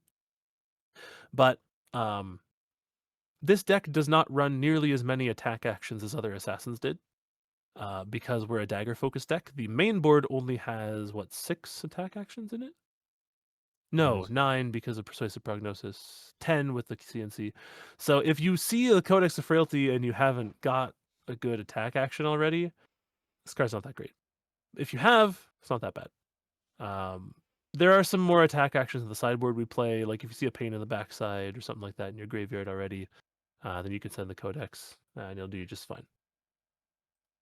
Now, next up, we have the last of our blues base. So Persuasive Prognosis. You'll notice we don't run Justinic. That's because this is kind of the only 1-cost or 1-attack stealth that's worth running right now, unless you're playing like a really stealth-focused list. This says when it hits a hero, banish the top card of their deck, then look at their hand and banish a card with the same color as the banished card. Whenever this banishes an action card, gain 1 life. So this is a cheeky little piece of life gain. It can sometimes get buffed up with your stuff that cares about stealth, so like Stains of the Red Back, or it can be buffed with an Orb Weaver Spinneret. Conveniently, what this card has that no other card in this deck has anymore, because they hate me and they banned Bonds of Agony, is this card is the only piece of targeted hand removal that you have access to as Marionette. So what that means is you have other ways to banish cards out of their hand, but the other ways are all the opponent's choice of what they're going to banish. This says you get to look and you get to choose. And so that kind of tool is very important. This is just kind of the best blue for its slot. If you don't have Persuasive Prognosis, you could replace it with another card. I'll go over in a sec some other blues that I would swap into this deck. I've already made one swap that I'll talk about, but that's what we're doing with Persuasive Prognosis. We can't do the broken Persuasive Prognosis Justinic play unless you want to play Justinic, but it bricks you in basically every other scenario, so it's not that good. This card can be very annoying against Syndra. True. Syndra doesn't really want to block this at all. It also...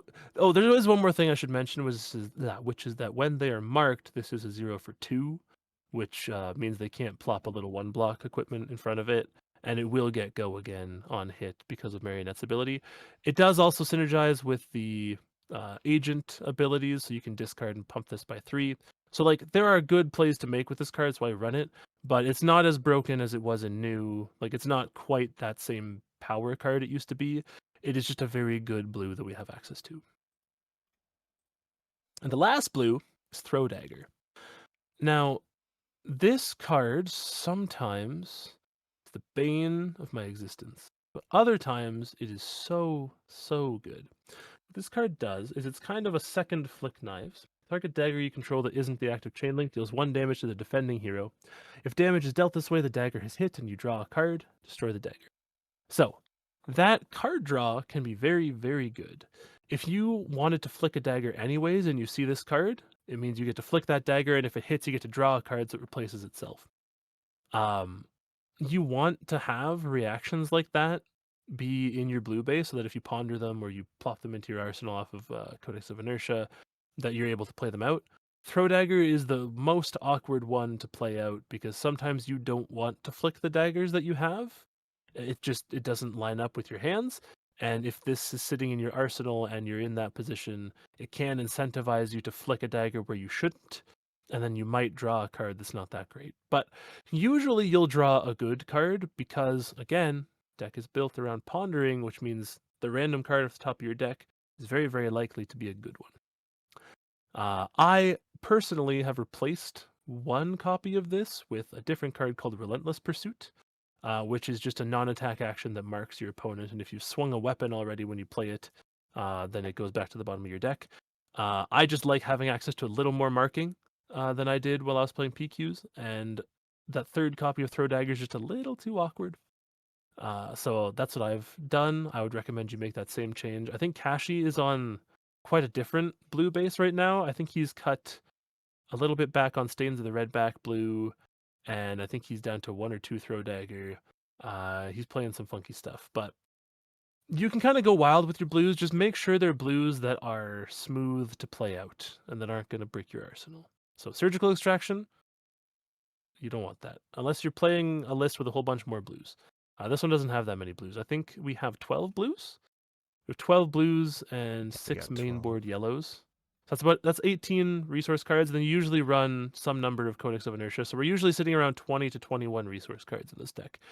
But we primarily want to be drawing our good red gas cards. Now, sorry. Let's talk about the sideboard. Now, this is the sideboard I settled on for our local meta. There's exactly one little piece in here that is of my choice that Kashy and other people in the Assassin Discord I don't think are on. I'll explain that in a sec. But this sideboard, you can change some things up about it. I brought the second copy of Battlefront Bastion. That card there is just a 7 attack popper. I brought it for Prism. When this defends alone, prevent the next 1 damage you be dealt this turn. So what this does is you can use it to pop a Prism attack, and then the next Herald she sends, you have that 1 floating piece of prevention to help you block it out. This could be any 7 attack popper you want. Some people play Blanche because it technically has legs into gravy, but you need a blue to pair with it to play it. I don't want to play my poppers. I want to play my dagger cards, so I don't run that card. The other one people play is Wage Gold, because Wage Gold is a universal card, so it technically counts as an assassin card. So if you see it when you're an agent and you don't want to pop, you can discard it to activate the agent abilities. There's But another I'm running popper. Battlefront Bastion. There's another which one? popper I've seen people run, which is the 8 attack one from Super Slam. In Marionette? No, just like in general, people have been running that as a popper. Oh, yeah. I think it's because technically, like, the annoying thing with Prism is Phantasm asks you to bring 6 attacks, but then Prism plays, was it Herald of Judgment? No, it's Herald of no. I forget what Herald of whatever the hell. It's that stupid Herald that makes all your attack action cards have -1, so you have to bring 7 attack poppers. But then Prism has her Halo, and then she can go fetch the Figment that also drops your attack by another 1. So technically an 8 attack is the safest popper to run. But usually 7 will do the trick. If they're committing their Halo just to de-popperify your popper, that's not the worst spot to be So in. you're valuing the 1 prevention over that technical case where they can use that 1 Herald to, Yeah, for sure. Death Touch we went over already, but let's just talk a little bit about the diseases that it provides, the disease that you can give to them. So Frailty, when it hits, you can give a Frailty, Inertia, or Bloodrot Talks. Frailty you're going to want to use into decks that send weapon attacks multiple times, so Warriors, be good into Ninjas.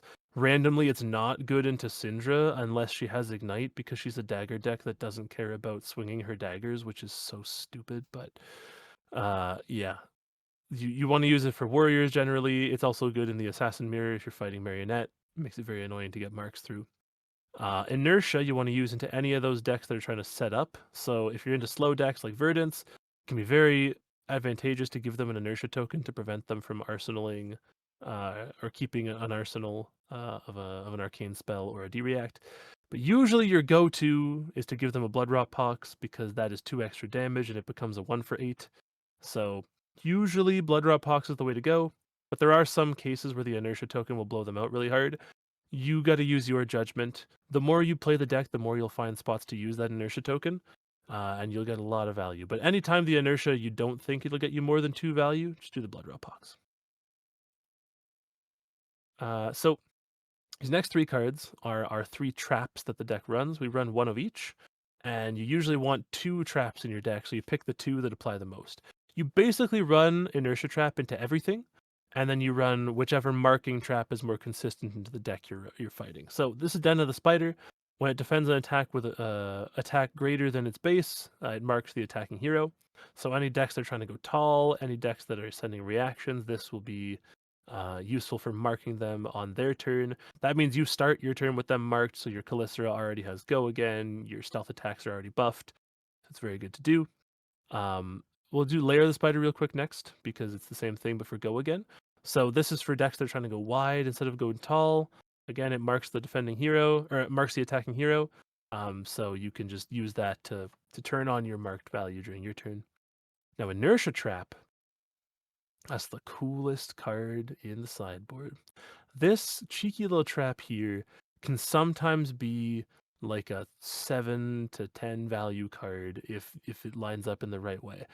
There are so many decks right now that are sending attacks with greater than their base attack. So Syndra very frequently will buff the attacks of stuff with her Fire Tenant Strike first or her Ancestral Empowerment. Inertia Trap will prevent her from keeping that 5-card hand if she does that. Verdance, she sends Cadaverous Tilling, Plow Under, Felling of the Crown. This Inertia Trap will trigger on all of those, and it'll mean if she's sitting on Arsenal or she's going to Arsenal a card next, that goes sent to the bottom. So just like Codex of Inertia, gets you a lot of value that way.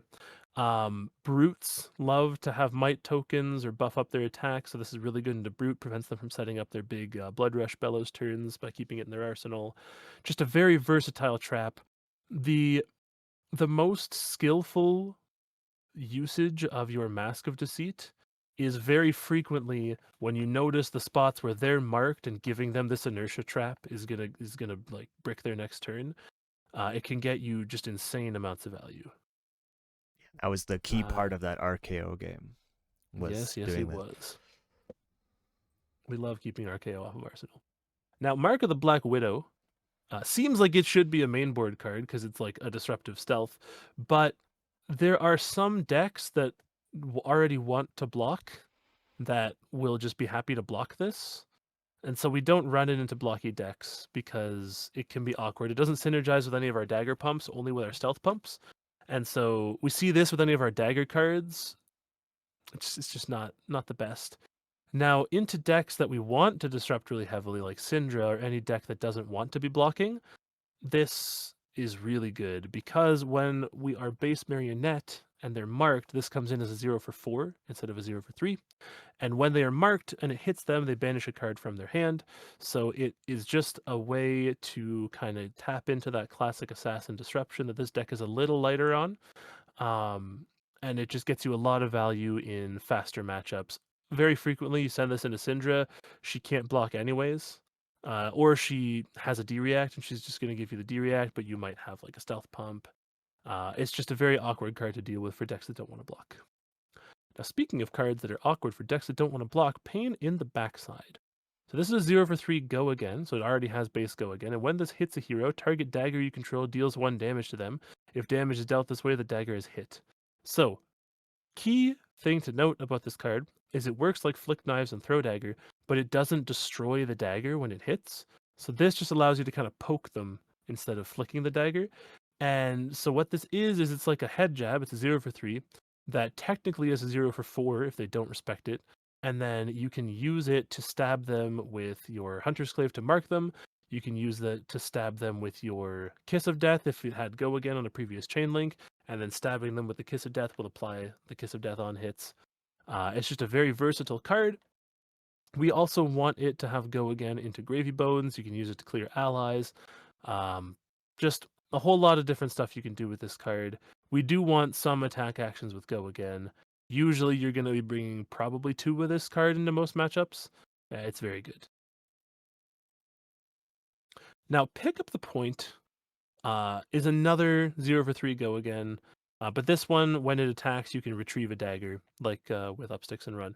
This is mostly just another 0 for 3 go again to deal with Gravy allies.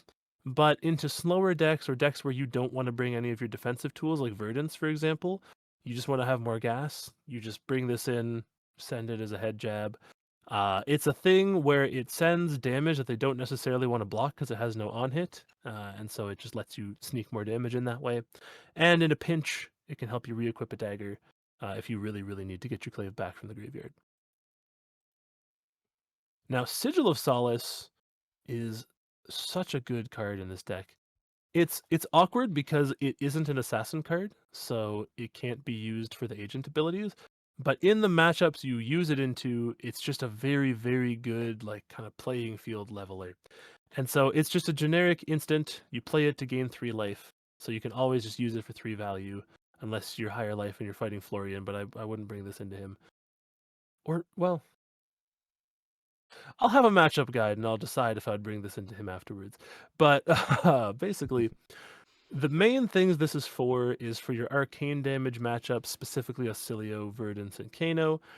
It's also good into Archaeo, or any of the reviled heroes, because they have those cards that care about being higher life than you.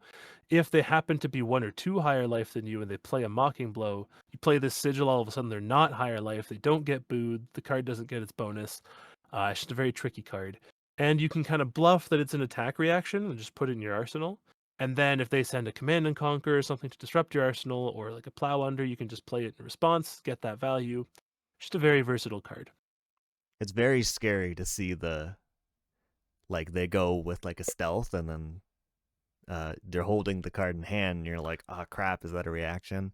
It sometimes baits people into like over blocking something, Mm-hmm. and then you just gain 3 life and then pass.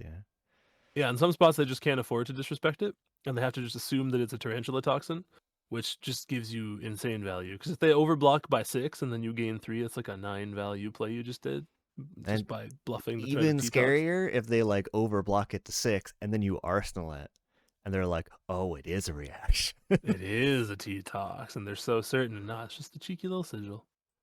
It's a very good card. Now, Sink Below, this is our bread and butter D-React.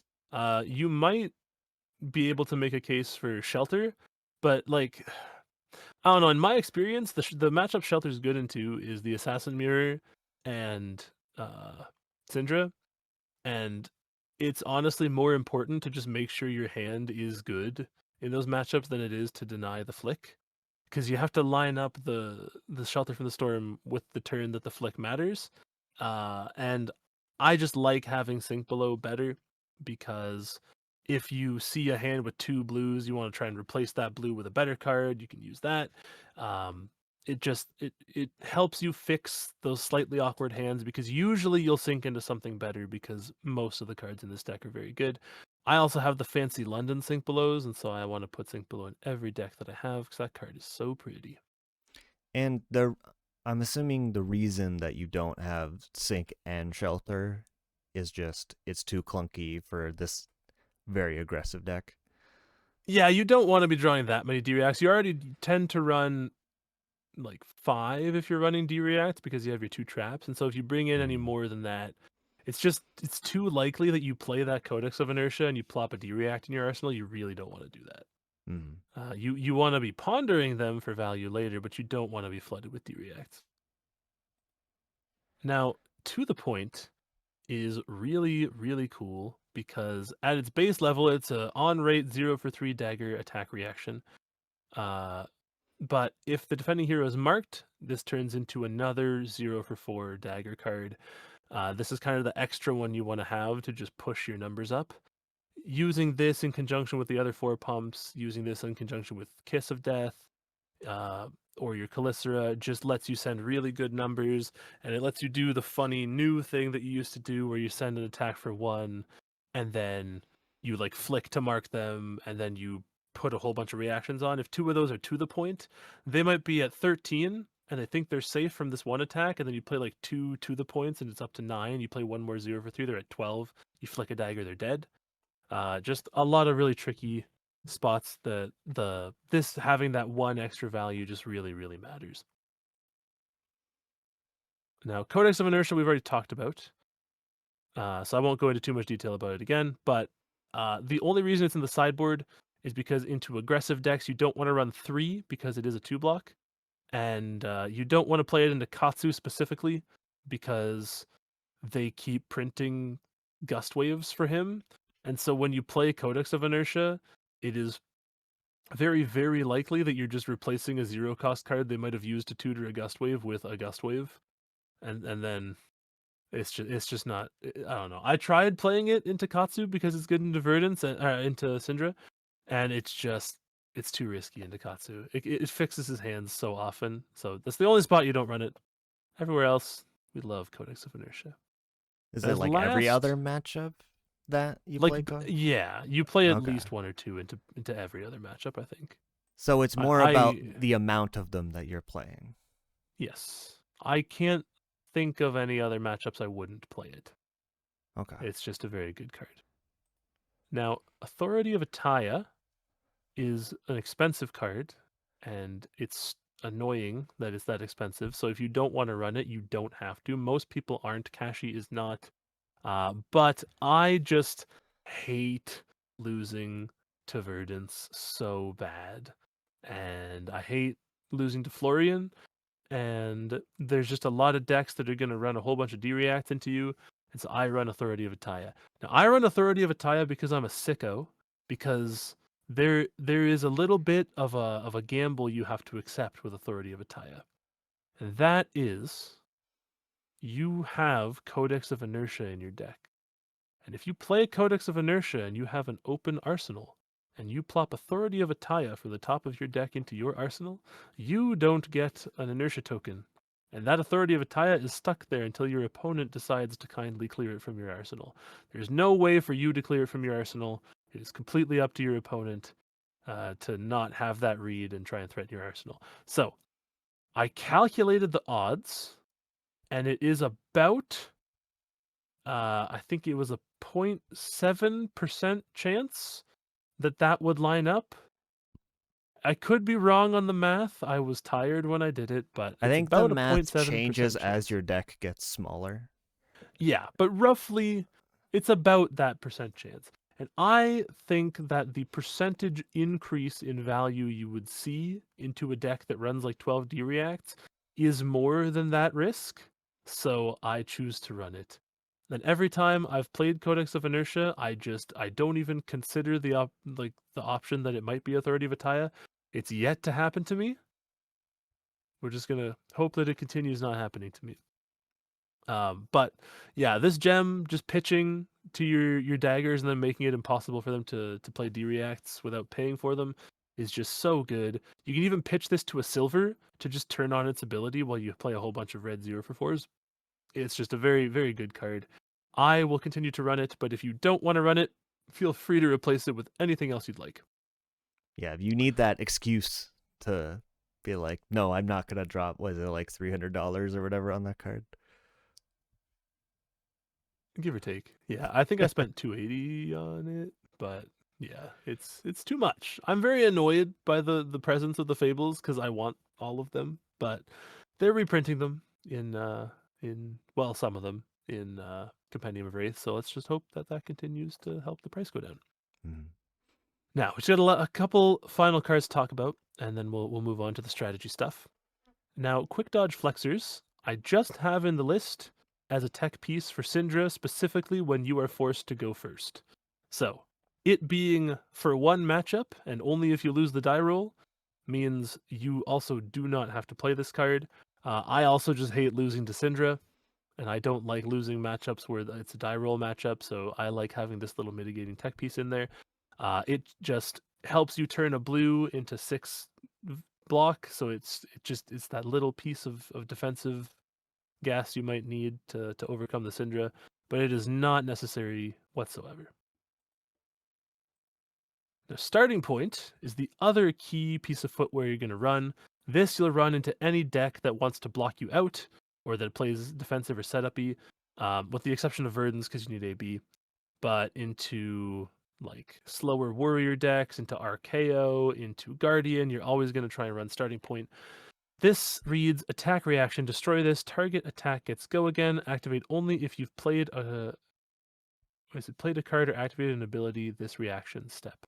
So basically, you might be wondering why we'd run this over Snapdragon Scalers, right? Because Snapdragons gives Leave No Witnesses or Kiss of Death Go Again. Usually you'll be using this to give Kiss of Death Go Again. But what Starting Point does is there are some spots where you only have a Calicera, no Clave, and they're not marked, and you need to give that Calicera Go Again. As long as you play a Dagger Pump on that Calicera or you activate Tunic during it, you can play Starting Point, give your Calicera Go Again. Black Deck Whisperers does not do that because it only cares about attack action cards, so this just is a little more versatile.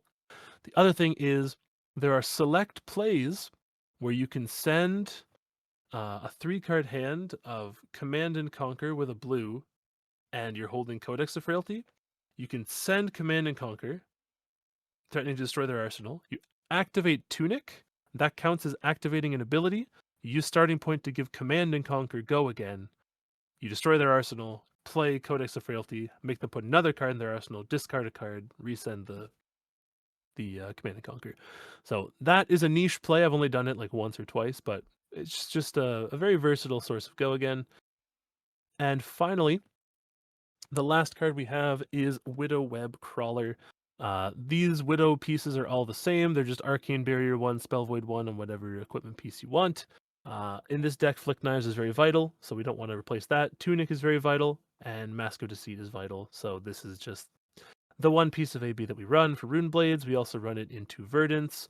The case could be made that we need it into Acilio, but we might not. Acilio sometimes, like usually he amps more than one anyways, so having that AB one sometimes doesn't matter.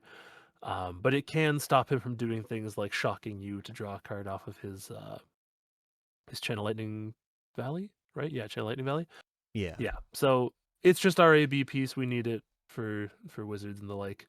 Now, if you are looking for some things to bring into this deck, if you're not running Authority of Ataya, you're not running Quick Dodge Flexors, you can run AB3 in this deck for Kano specifically, in which case you would run the head piece, the arm piece, and Widow Web Crawler, and you'd leave Tunic. What that lets you do is it lets you just send your hand at Kano and force him to block it, and you just leave up Spell Void 3, or if you have a card back, it could be AB3 Spell Void 3. But in order to do that, you give up Flick Knives, which means you have to start with 1 Hunter's Clave instead of 2. So you just don't equip your second Hunter's Clave so that you still have an open slot to play your Orbweaver Spinneret. I wasn't sure why people were doing that, but the Assassin Discord explained it to me. It's a pretty cool piece of tech. I tried it against the local Kano player, Braden, and it did not work because he just had it, because he always has it, because he's a lucky bastard. But it can give you a lot of value into Kano, so it's something worth considering. The unfortunate thing about Kano, where things like Kindle and the gem make it so that sometimes you're like, all right, I've got the respect. And they still kill me anyway. Yeah. Now, let's talk a little bit about the Agents of Chaos, and then I'll go over kind of your overall strategy with the deck now that we've acquainted ourselves with the cards in it. So, I'll start with the first one. So, Arakni Black Widow. First things first, when you transform, you'll notice each of these agents has a number from 1 to 6 on them. You'll roll a 6-sided die. That is the agent you become, because it does have to be random, unless you're choosing with Mask of Deceit. So, this one says, once per turn attack reaction, discard an assassin card. Target assassin attack gets +3. If it has stealth, it gets, when this hits a hero, they banish a card from their hand. And then at the beginning of your end phase, return to the Brood. So all of them are going to say that return to the Brood thing. That just means you return back to being Arakni Marionette. But so Black Widow is the best or second best agent. And reason being, it is just a really good way to be threatening disruption, which this deck has less of than your typical assassin deck. If you're rolling Black Widow a lot and you have a Calicera or you have Kiss of Death, you'll be able to send a whole lot of disruption at them. It'll feel just like you're playing a classic assassin. What you ideally want to do with this is you want to line it up with Kiss of Death and a Source of Go Again, so that you can discard a card, give this on hit to Kiss of Death, it banishes the card from their hand, gets Go Again, swing something else, flick the Kiss of Death, banish another card from their hand. But you should know, usually, if you switch to this agent and you send Kiss of Death on a wide hand, they will just give their whole hand on that chain link. So try to not do that unless the rest of your hand still does stuff. Like, don't hedge all your bets on doing that little double banish turn. Make sure you have something else to punish them for just full blocking that Kiss of Death. Make sure you have more stuff to send afterwards. The next best agent, we're not going to go in order. We're going to go in order of the really good ones. Okay. Let's go to number 3, Arakni Orb Weaver. This is probably the best one. So it says, Graphene Calicerae costs you 1 less to activate, and then once per turn instant, discard an assassin card, equip a Graphene Calicerae token. Your next attack with stealth this turn gets +3. So this is the only one that does not work with reactions, because even Trapdoor is a D-react. This one is an instant, and it buffs the next attack instead of the current one.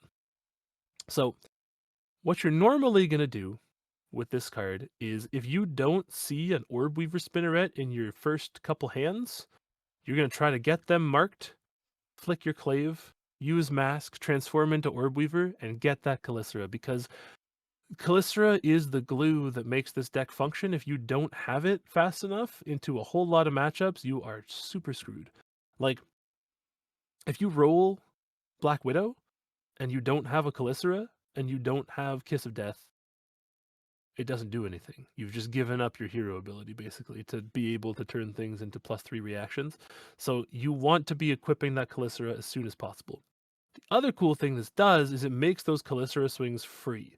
So that includes the Calicerae that you already have equipped or that you might equip during the turn with Orb Weaver Spinnerets. So this allows you to do some cool things, like you play a bunch of buffs, you swing a Calicera for free, you might draw some cards off of it if it has Savor Bloodshed. Then you swing another Calicera or your Hunter's Clave, you flick the Calicera, re-equip a new one that's still free to swing. It lets you do kind of a Kashy cosplay where your swings are free. And if you see this late game and you have multiple Calicerae equipped and they're marked, it just puts them in a blender. Like, it's just so much damage that you get to send at them without pitching any cards. Because so many of our cards are good red cards, we want to be able to pitch as little as possible to send those daggers. Now the next best one is Trapdoor. Now that with a caveat that sometimes this is the absolute worst one, and you'll see it and you'll cry because you'll get full tempo, you'll transform, see Trapdoor, they're not sending anything, so it literally just turns off your hero ability. But when it comes to turning into Trapdoor, this agent says whenever you become this. When you become this, you may search your deck for a card, banish it face down, then shuffle. If it's a trap, you may play it until the start of your next turn. So, what this does is it turns your Mask of Deceit into a 5-block headpiece when they're marked, because you can just go tutor a trap. But what it also does is if you turn into Trapdoor, you get to go get the trap.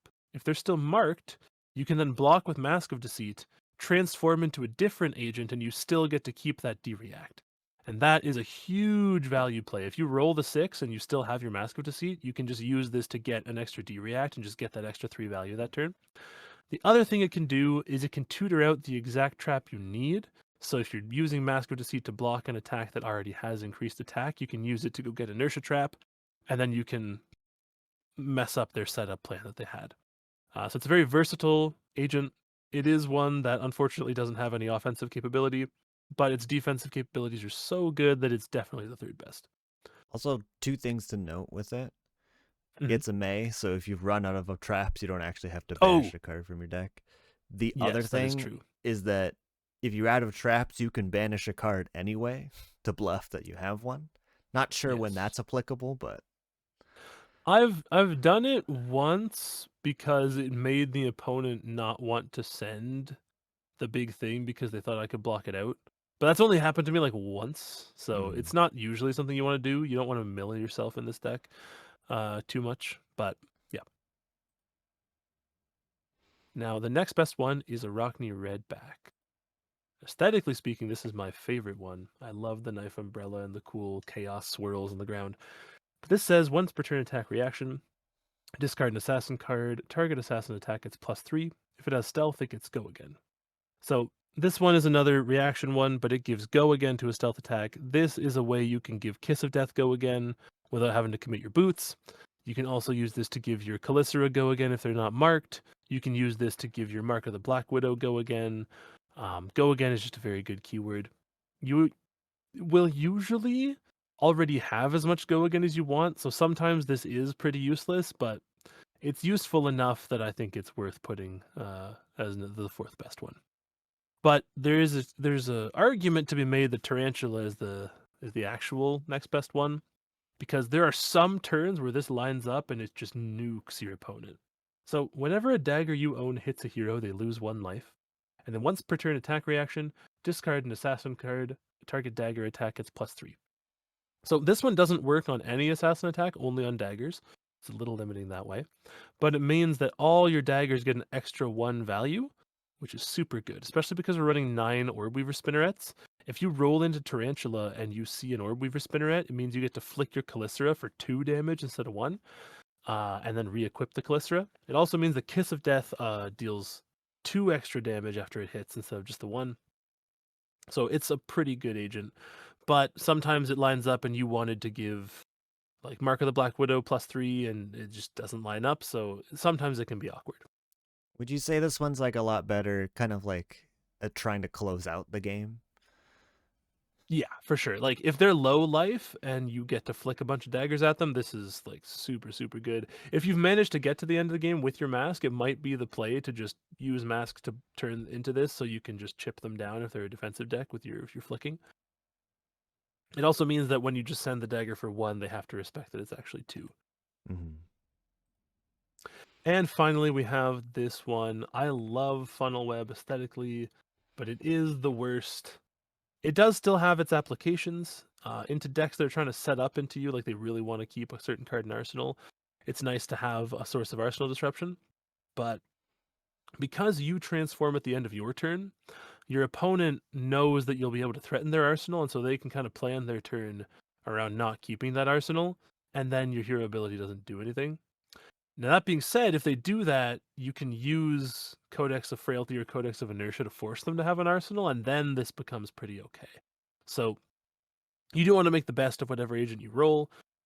If you can force them to be on an arsenal and then threaten to disrupt it, it's great. But usually you'll not be super thrilled that you see this, unless you see it turn 0, because then the opponent is incentivized not to arsenal on their first turn. So yeah, that's why it's the worst one. It's still good, but it's not great. So, I think that covers the deck itself. I'm going to talk a little bit about the strategy of the deck now, and then I'm going to give you a few specific matchup tips, and then I think we'll wrap it up there because I am up past my bedtime, but I like to blab about assassins, so that's what I'm going to do. So, the overall strategy of Arakni Marionette, you can kind of break into 3 phases. The first phase is when you're both full health, and that is the please God give me a Calicera phase. And that means you're prioritizing getting a Calicera equipped as soon as possible. If you could start with a Calicera equipped, this hero would be busted, but you can't, so you have to do it yourself. So that's why we run 9 Orb Weaver Spinnerets. You want to, if you're forced to go, or if you're going second and you have the option to hold on to 1 card, it's usually going to be that Orb Weaver Spinneret, just so you can make sure you can make that Calicera. You're also usually going to be flicking your Clave on your first turn to make room for it. You want to prioritize the Calicera at all costs.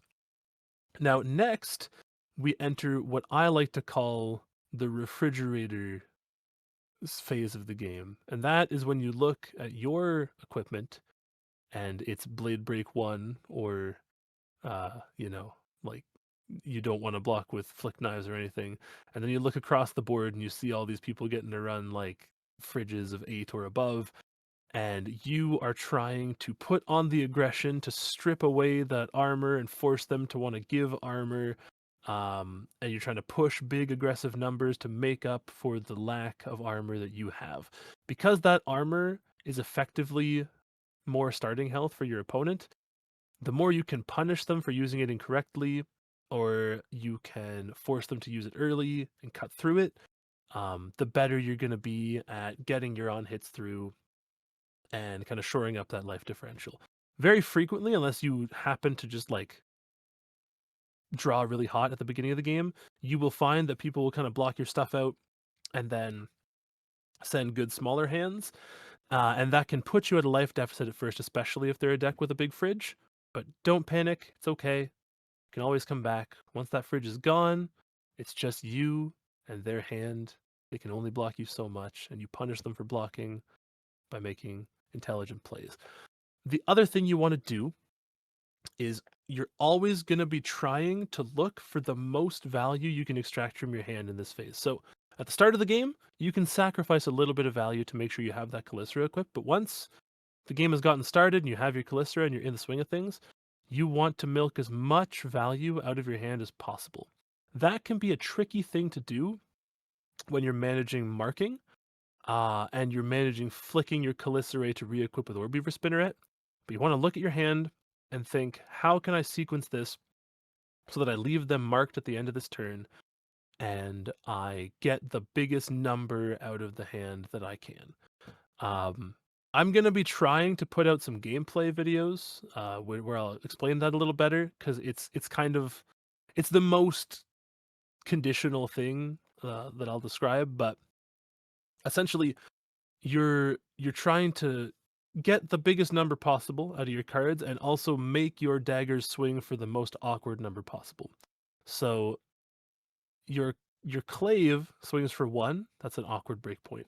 Your Calycera swings for 2 when they're marked. It's not the most awkward breakpoint because they can give a 2-block piece of equipment, but that's why you have your reactions.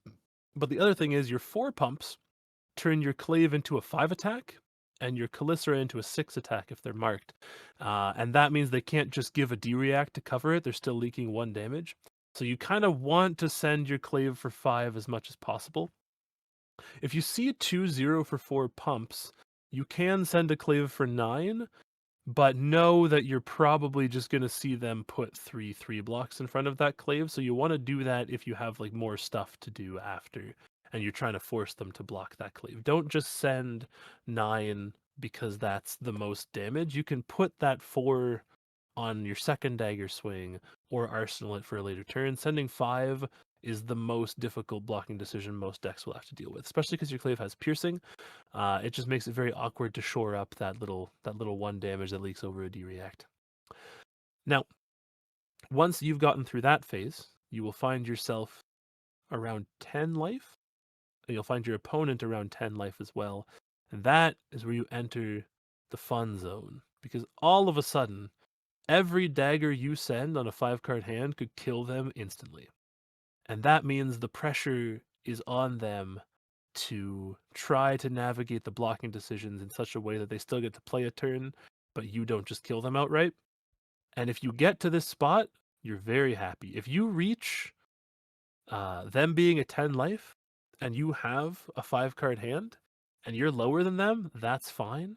Between flicking, Tarantula Toxin, all the attack reactions you have on your daggers, there is just so much you can do to punish them when they're around 10 life that you're pretty happy to be there. The other important thing to note is once they're around 10 life, you can flick your second Clave even if you aren't going to be able to retrieve it.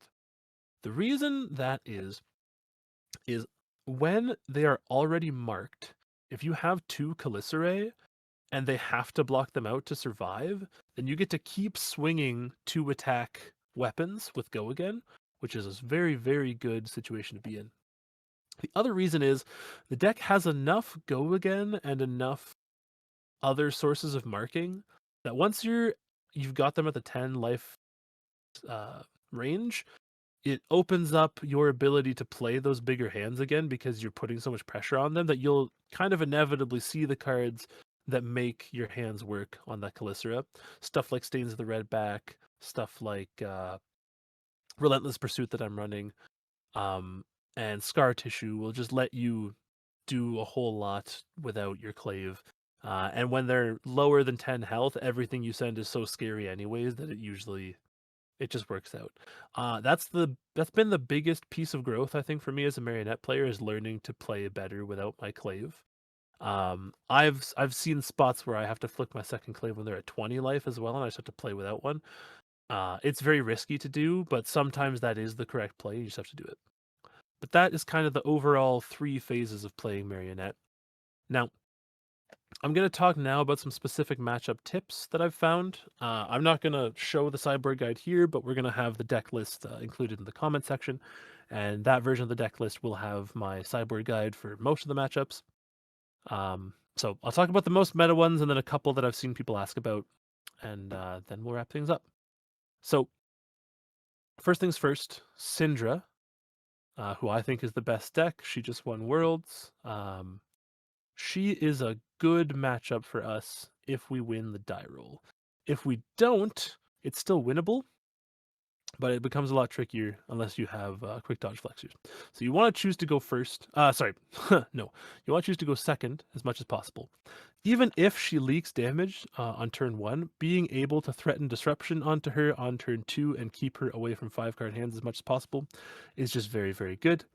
And it is ultimately an aggro race, but our aggression has disruption attached to it, where her aggression has more cards for her. So our aggression kind of counters hers, because removing cards from her hand makes it harder for her to get her mask triggers up. So you kind of want to, in this matchup, if you know that you can't realistically prevent her from drawing off of mask, just let her have it. Usually you can find enough spots where you're removing value from her deck or seeing really good value turns with your 0-for-4s that you can get away with her drawing off of mask a couple times a game. Ideally, you want to get her down to 2 or 3 card hands, because then you can just block the third link and you don't have to worry about mask. And if you get to that position and you still get to send disruption after it, you're in a very favorable spot. But some specific things you should look for are when she plays shelter from the or sorry, when she flicks a knife, we don't have shelter from the storm, so we can't prevent that. So you need to assume that if your hand needs to block out a mask proc, that you're never gonna be able to play around the flick. That also means you don't want to let yourself fall as low as you might be comfortable doing in other matchups until you also have her low enough that she won't be able to flick a dagger at you. It becomes kind of a game of chicken for Arakni and Syndra towards the end, where we're both trying to flick daggers, but she has more daggers. But she only gets to keep those daggers if she's able to keep enough draconic chain links that she can re-equip them. Whereas we play 9 Orb Weaver Spinnerets, and we probably pitched a few to the bottom. All of a sudden, we get to keep a 1-2 card hand. We get to like just equip Calicera, swing a dagger, flick another Calicera, and if the game gets to that point, we have the advantage in that way. Now, Verdance we talked about a little bit, but specifically, I want to talk about the health threshold that you should be thinking about with Verdance. So first things first, you want to be putting on the aggression as much as possible. However, if she sends something like a felling or a cadaverous tilling, and your hand isn't really, really good, like say it's a couple Orb Weaver Spinnerets and a blue, right? It's not fantastic. It can often be correct to just block out that physical attack, arsenal a good card, and try and draw a better hand, because she will see a lot of spots where she can't effectively convert like a full hand and she wants to block. And you want to put her in those awkward spots. You also want to prioritize giving her as much inertia as possible so she can't set up her D-reacts, that she can't set up her arcane spells. You do want to consider stuff like Ring of Roses. It can be effective to AB the Verdance ping if it means you're going to avoid a Ring of Roses trigger, because all of a sudden that one AB you're doing is stopping the arcane damage, also her heal, and also another point of arcane damage coming at you. So you just want to keep that in mind. It is honestly, the more I've played it, a pretty favored matchup for us, as long as she does not just see the gas and just steamroll us with fellings and stuff like that. It's a quite favored matchup for Marionette, and it's a very good one to do. Florian, on the other hand, the other Earth hero, is super cooked. That matchup sucks, and I hate playing it. You're basically trying to do the same thing as sorry. I forgot the health threshold of Verdance. Rewind. I was so caught up with fighting Florian. The one other thing you want to keep in mind with Verdance is that if she has a 6 arcane spell in Arsenal and Waning Moon, she is going to send 9 arcane at you. you have one piece of spell void on your boots, which means no matter what you send, if you're at 9 life, she can't kill you. The only exception to that is if she has Arcane Twining in hand, she can discard that to amp one of those sources of Arcane. And so you're technically not completely safe unless you're at 10 life, but usually staying at 9 is enough because you have AB and Spell Void, so usually you still have some cards left when she starts making block decisions. And if she starts blocking, she doesn't have enough cards to discard the Arcane Twining and also send the lethal. Because the Arcane Twining only buffs it by 1, you'll have a card to pitch to AB still. So 9 life, you should be safe to be at. So if she's sending physical at you or sending Arcane at you, you can be happy to take it unless it drops you to 9. Once it gets to that point, you need to stay at 9 life no matter what. You can give up your tunic, you can give up your flick knives if you really need to, but stay at 9 life unless you're sure she has no more 6 value spells, or unless you're keeping her under a constant loop of inertia and she can't keep those spells around long enough. In which case you can drop a little lower, but typically 9 life is where you want to be. So, back to Florian. The difference between Verdance and Florian is that Florian can almost always convert his hand. Like, worst thing he can do is turn a blue into a 0 for 5. And then sometimes he just plays Channel Mount Heroic and you've like blocked out his Felling of the Crown. He plays Channel Mount Heroic and just sends Go Again at you. And you just take so much damage, you bleed so much. He has Well Grounded, so he can stop your flick knives more easily than most decks. He has a really good fridge. Face Purgatory means that you usually can't go for your Kiss of Death plays. It just, everything he does counters what we're trying to do as a deck. So all you can do is be as awkward to block as possible with your Clave, keep him under inertia as much as possible, try and keep card advantage up. But that is the one matchup. If you were in an area full of Florian, you probably don't want to play Marionette.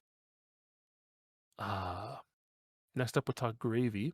So I won't go super in depth into Gravy. I'll say it is not a favored matchup for Marionette. It is probably an unfavored matchup, but it's not as unfavored as you might think. We have a lot of Go Again. But the awkward thing is that our stuff that cares about being marked does not work on allies. So Graphian Calicera, for example, does not get Go Again if Gravy is marked but it's attacking an ally. That being said, that means you want to make sure that you keep a Clave around no matter what, so that you always have that Go Again to clear the ally with, or that you're threatening Go Again at Gravy to then finish up with clearing an ally, which is my next point. When you're playing against Gravy, he will have allies on board, and unless it is a Sawbones, it is quite beneficial to you to wait to clear the allies. Reason being, the Gravy Bones has a handful of cards, and he's looking at what you're doing, and he's deciding how many of these cards he can afford to commit to block. That that decision is informed by the allies that are on his board. So he doesn't know for sure whether or not you're going to kill the Swabby that's on his board, or if you just really want to send your card's face. So you want to send as much of your damage at Gravy as possible, while still keeping enough damage to clear those key threatening allies, so that it's ambiguous for him whether or not he needs to hold on to more cards, or if he can afford to block out because he'll still have that ally. The less he knows about how your turn is going to go, the more he'll make mistakes and make decisions that give you the value in that matchup. And then once you get him to around 10 life, you just ignore allies, you go face. It's the 10 health rule. 10 is the magic number. Just go at him as hard as possible. That's about it. Make sure Chum is the only one you really want to clear, no matter what, because you can like play a bunch of dagger pumps and then he'll just activate Chum and you just send all those dagger pumps into Chum. So if Chum is on board, make sure that you've left enough damage in your hand after the Go Again that if Chum is activated, you can still kill the Chum. Now, the last matchup I'll talk about is Warrior, specifically Kashy, but I'll mention a little bit about Fang too. I saw some people were talking about this this matchup in the Arakni Marionette channel, and so I just want to talk a little bit about it. So, Kashy is kind of a similar deck to Marionette, but she has a better fridge, but she has less damage. Now, that is no longer true if she gets a whole bunch of soldiers or if she gets a whole bunch of copper and gets to do a blood in her hands turn. So, what you want to do into Kasai is you want to be the aggressor because she has less damage than you. So she is going to try to block your stuff with her armor, especially your dynamos. And so you want to prioritize putting most of your damage on your clave so that she doesn't get that dynamo's value on blocking it because of your clave having piercing. You want to make things as awkward as possible for her. And then you kind of just want to say no blocks into her for most of your turns. She only has. She only have 1-0 for 4? Blade Flurry, right? She only has 1-0 for 4, right? No, I she has think. Slice and Dice as well. So Yeah, she it's has like slice a and dice. couple 0 for 4s, but we have more. And our weapon is better. So, and we also have Tarantula Toxin, which can punish her for blocking because she kind of wants to block a little bit. And so we have a lot of ways to kind of circumvent that strategy.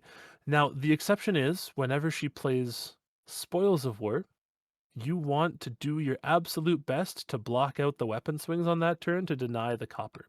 It's okay if she plays stuff like Outland Skirmish, where it just makes 1 copper. You can let her have 1 or 2 copper, but if she's looking like she's going to get 4 or 5 copper, you cannot let that happen. You have to stop her from doing that, because if she lines up a blood in her hands turn into you, that is her big way of equalizing the life differential, and you can't let her do that. If you follow those steps, you should be good. It is easy enough to clear soldiers. They have 2 life instead of 1, so like you do have to commit like a dagger buff or a head jab into them. But we have enough of those that you can clear the soldiers. And when she's low on life, she has to give up enough cards that she doesn't get to swing all the soldiers she has anyways. So don't worry too much about giving her gold. If you can deny the Blood Follows Blade soldier, the one that gets made with the Blood Follows Blade reaction, if you have a D-react, by all means, you want to try and do that. But don't stress out too much about stopping gold. Focus mainly on stopping your copper. Same can be said about Fang as far as his equipment goes. You want to prioritize sending that clave, denying the equipment value. But with Fang, you want to block a little more than you would into other decks early, if it means denying him fealty, because the longer you can keep him off of fealty, the worse of a deck he is. He does play a lot of D-reacts, so our big hands can get stuffed by him fairly easily, so we're kind of happy to just block and prevent him from generating fealties and just play our kind of good smaller dagger hands. And then once he has the fealty, just don't worry about it anymore and just start racing until one of you dies. Cut from the same cloth is very good into him because it gives you full knowledge of his hand and it usually marks him. And if you have him marked and full knowledge of his hand, then he doesn't get to trick you and you get to just send good damage too. Even without being able to swing daggers for free, Marionette can quite frequently match Fang's damage, so just send it that way. But yeah, so overall, the goal is to be as tricky as possible, but not to sacrifice good damage for the sake of being kind of tricky. To go for plays that are very awkward for the opponent to block, and where you have multiple different plans based on how they block. It's a deck that rewards your knowledge of how other people want to play the game, just like every good assassin should. And it's a deck that is a lot of fun to play and offers a lot of creativity when you transform into different agents, when you have different sequencing, you can choose which dagger you're going to swing with which pump. There's just a whole lot of different places you can show your own skill expression, and it's a really, really fun deck to play. So I think that about wraps it up. This was a little long, but I like long episodes. I like blabbing about Assassin. Connie, do you have any questions? Anything that I missed that you heard that you'd like to go over? Kind of a question about Mask of Deceit that kind of came to mind. How often are you blocking with it if they're not marked? Like, is that a mistake to block with it if they're not marked? That is something I should have gone over, yes.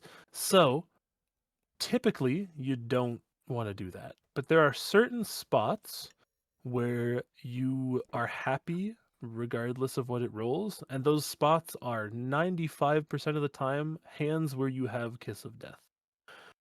If you see Kiss of Death with like some blues, and you don't want to play out those middling blues, you can take the gamble to just be able to turn those blue assassin attacks or those like stealth traps, or sorry, those traps that mark, to discard those to buff up Kiss of Death.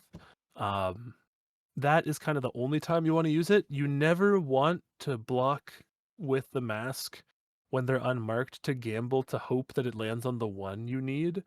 You can only do that if you are okay with whatever it rolls. So don't roll it if you would be really unhappy if it landed on Trapdoor, for example. Unless it's the only path to victory. If you're like, the only way I can win this is if I can get an agent that gives +3, go for it. But typically you only want to use it in spots where you're okay no matter what it rolls. But you would like to play in such a way that you're leaving them marked enough that that's not a problem. But it doesn't always work out that way. All right. Well, thank you for sharing all of your Marionette knowledge you've acquired over this PQ season. Thank you for listening to me blab about it and talk forever. Far as Bloodrot Talks goes, we are back. I am going to try to record more episodes. I'm also going to be trying to do some more gameplay stuff on the channel. I want to delve a little bit into Silver Age with Web of Deceit, and I just want to grind out more CC, play this deck more.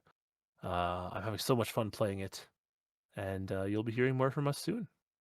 So thank you for those of you that have stuck around and are still subscribed. To those of you who are new to the channel, welcome.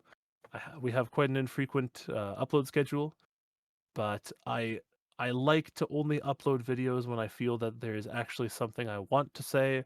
I don't like just hopping on to start talking and I don't have anything that I actually want to communicate. So when there are topics that we like to talk about, episodes will come out. Between those, hopefully there will be gameplay. And yeah, that is what you can expect. Yeah, we definitely Any want to final words, focus Kanye? on doing more gameplay, just because that sort of satisfies the need to like upload useful information without just feeling like we're talking for no reason. Yeah, it's just we called the channel Bloodrot Talks, so I always want to just like do a podcast. But yeah, there'll be more stuff on the horizon, and probably more smaller videos of me talking about stuff.